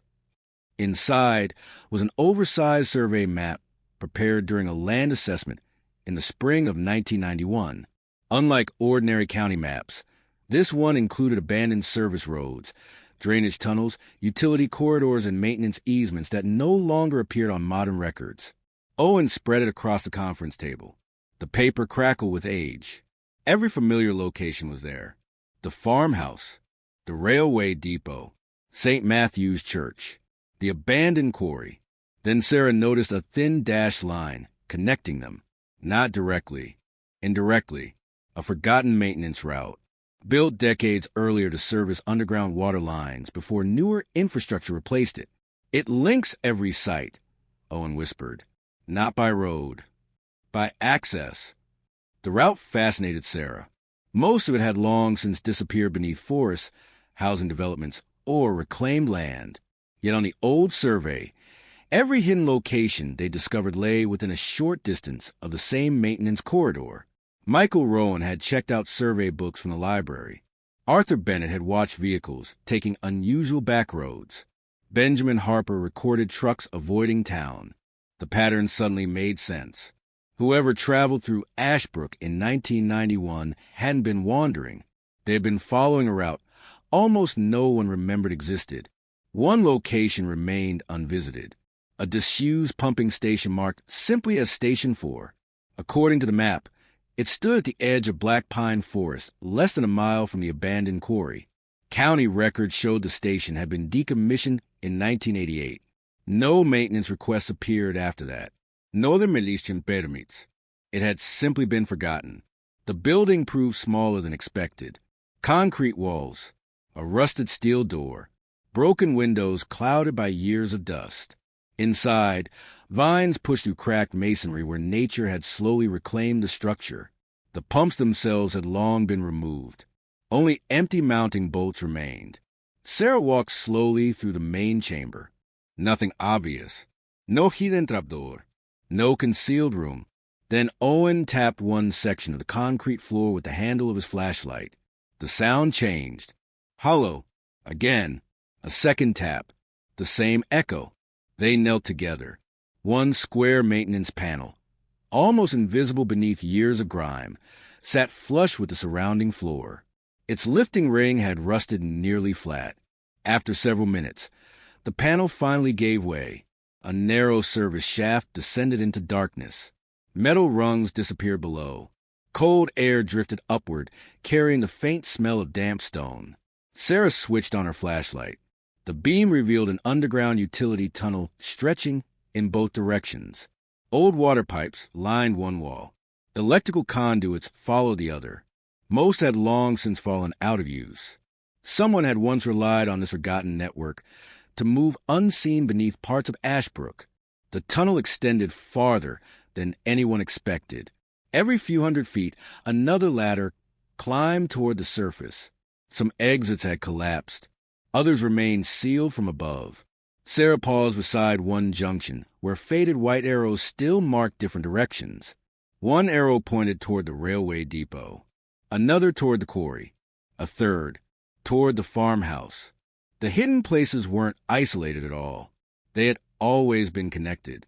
Near the end of the passage stood a small maintenance room containing little more than a wooden bench and an iron cabinet. The cabinet door hung open, empty, except for one object resting on the bottom shelf, a folded paper crane. Its edges had yellowed with age. Sarah unfolded it carefully. Inside, someone had written only a single sentence. Some truths survive because no one person carries all of them.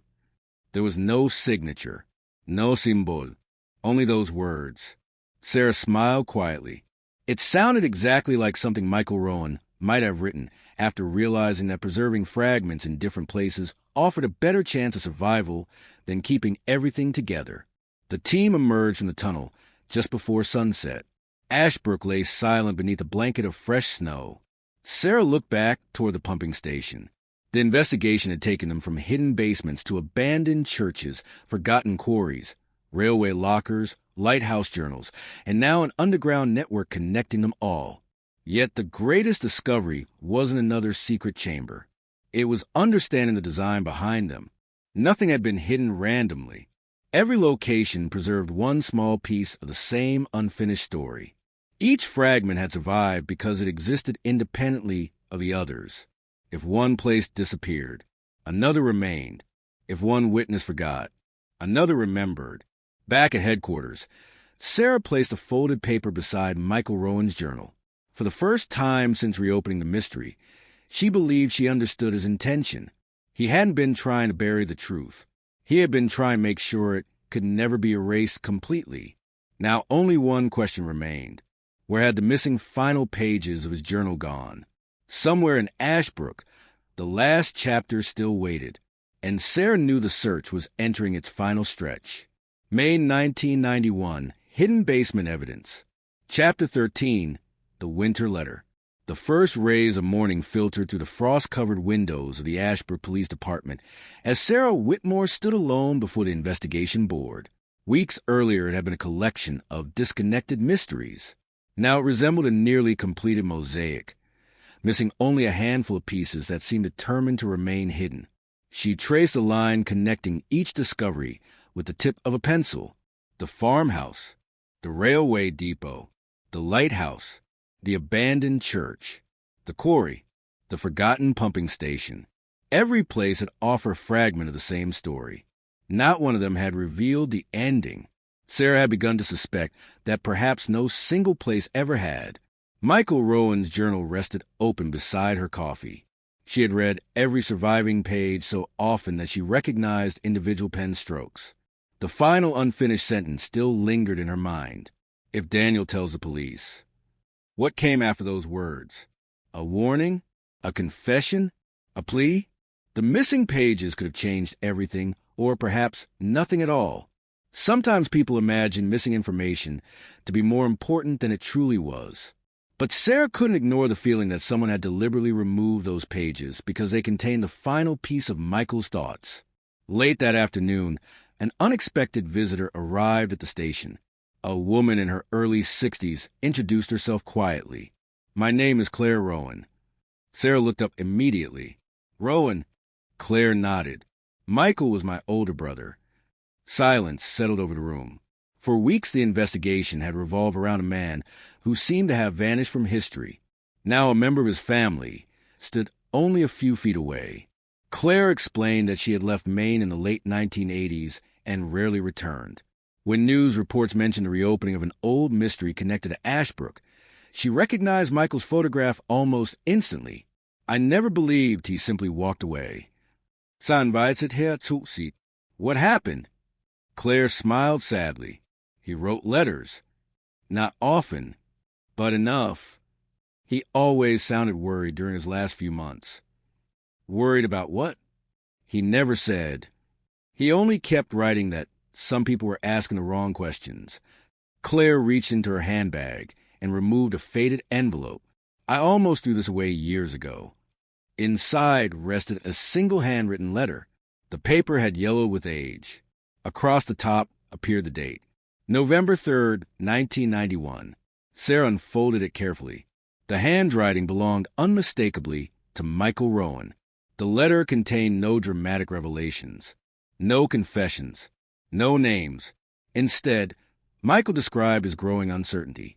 He wrote about ordinary people becoming trapped inside something they barely understood. He mentioned Daniel only once. He thinks speaking openly will solve everything. I wish it were that simple. Sarah continued reading. The final paragraph caught her attention. "If anything happens, don't remember me as someone who found answers. Remember me as someone who refused to stop asking questions." The letter ended simply. "Your brother, Michael." Sarah placed the letter beside the journal. For the first time, she felt she understood the man behind the notes. Michael hadn't been an investigator. He hadn't been a mastermind.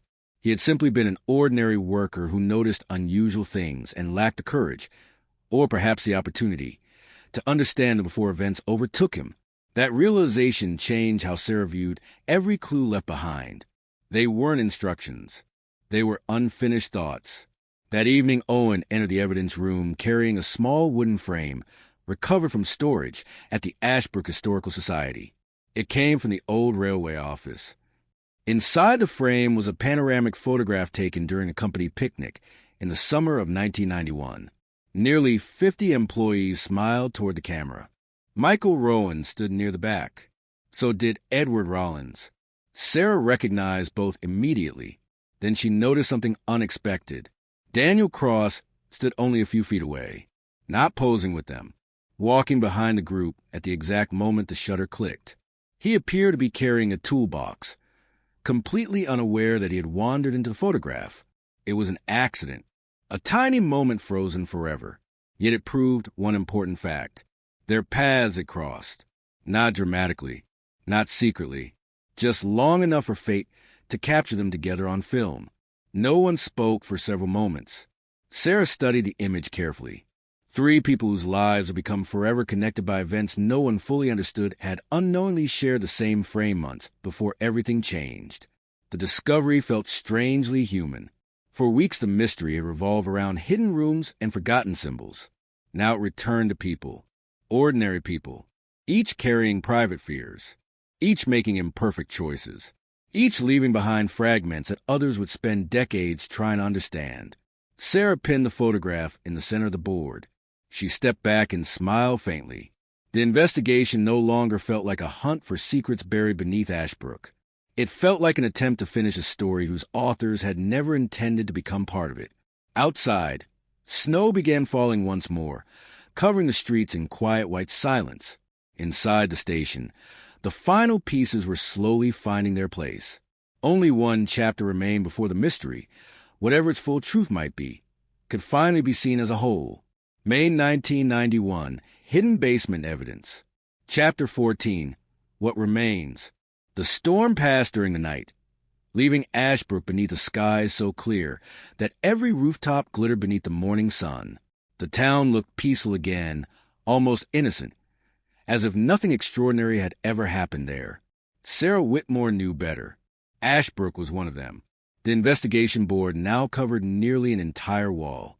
Photographs overlapped maps. Journal entries connected to sketches.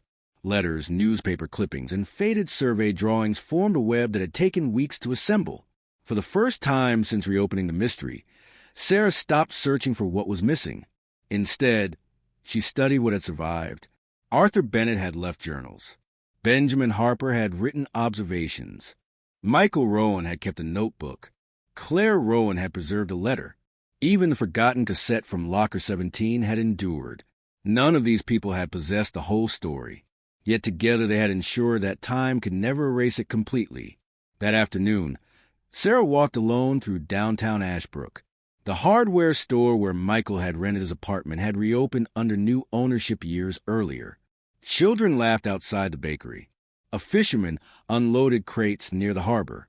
Tourists wandered along the waterfront without realizing they were passing places that had shaped a mystery stretching back decades. Life had continued. It always did. That thought comforted Sarah more than she expected. Mysteries often consumed the people trying to solve them. Life quietly continued around them. When she reached the old railway depot, she stopped beside the weathered platform. The building remained empty, awaiting restoration by the town council. Snow covered the tracks where freight trains had once arrived every evening. She imagined Michael standing there with his notebook, Arthur watching from the lighthouse, Daniel walking through with a toolbox over his shoulder. Ordinary moments, ordinary people. No one could have known those quiet afternoons would one day become fragments of a much larger story. Owen joined her carrying a cardboard archive box. I found one last thing. Sarah raised an eyebrow. I thought we'd emptied every storage room in the county. So did I.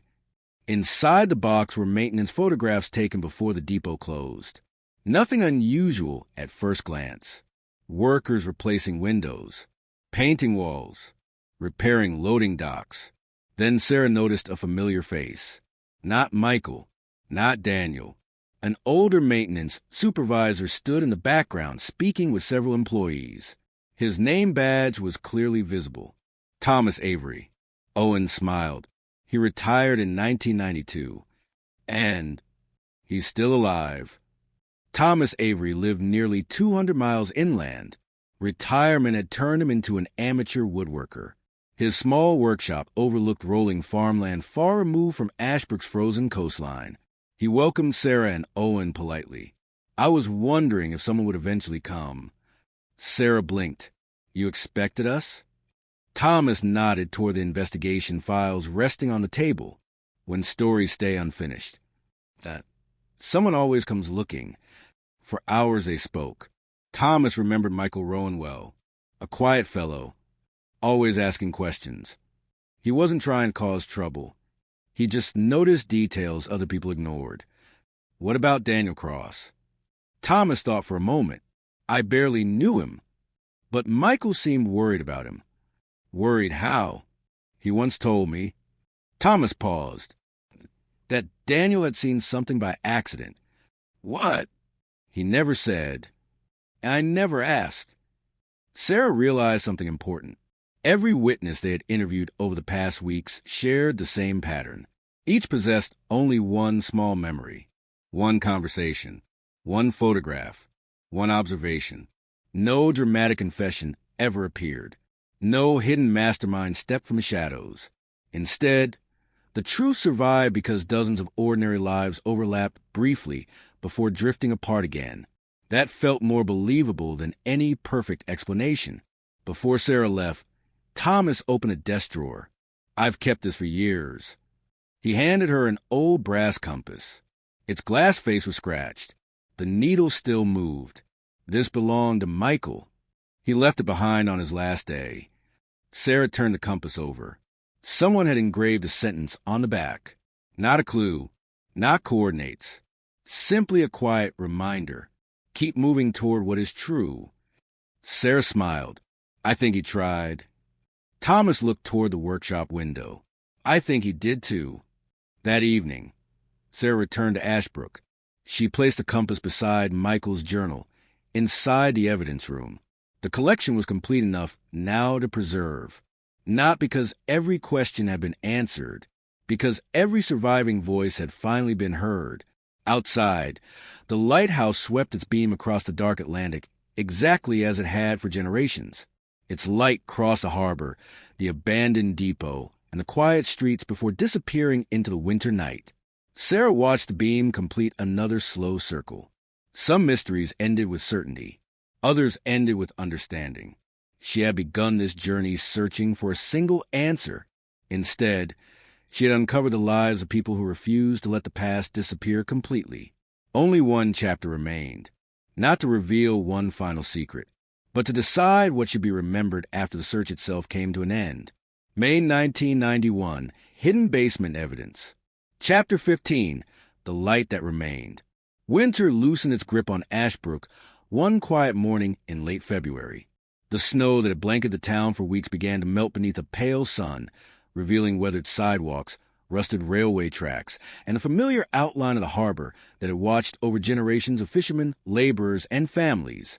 The Atlantic rolled against the shoreline with the same steady rhythm it had carried long before 1991 and long before anyone had imagined that one ordinary autumn would leave questions echoing through the decades. Detective Sarah Whitmore stood alone inside the evidence room. The investigation board was complete, not because every mystery had been solved, because every surviving fragment had finally found its place.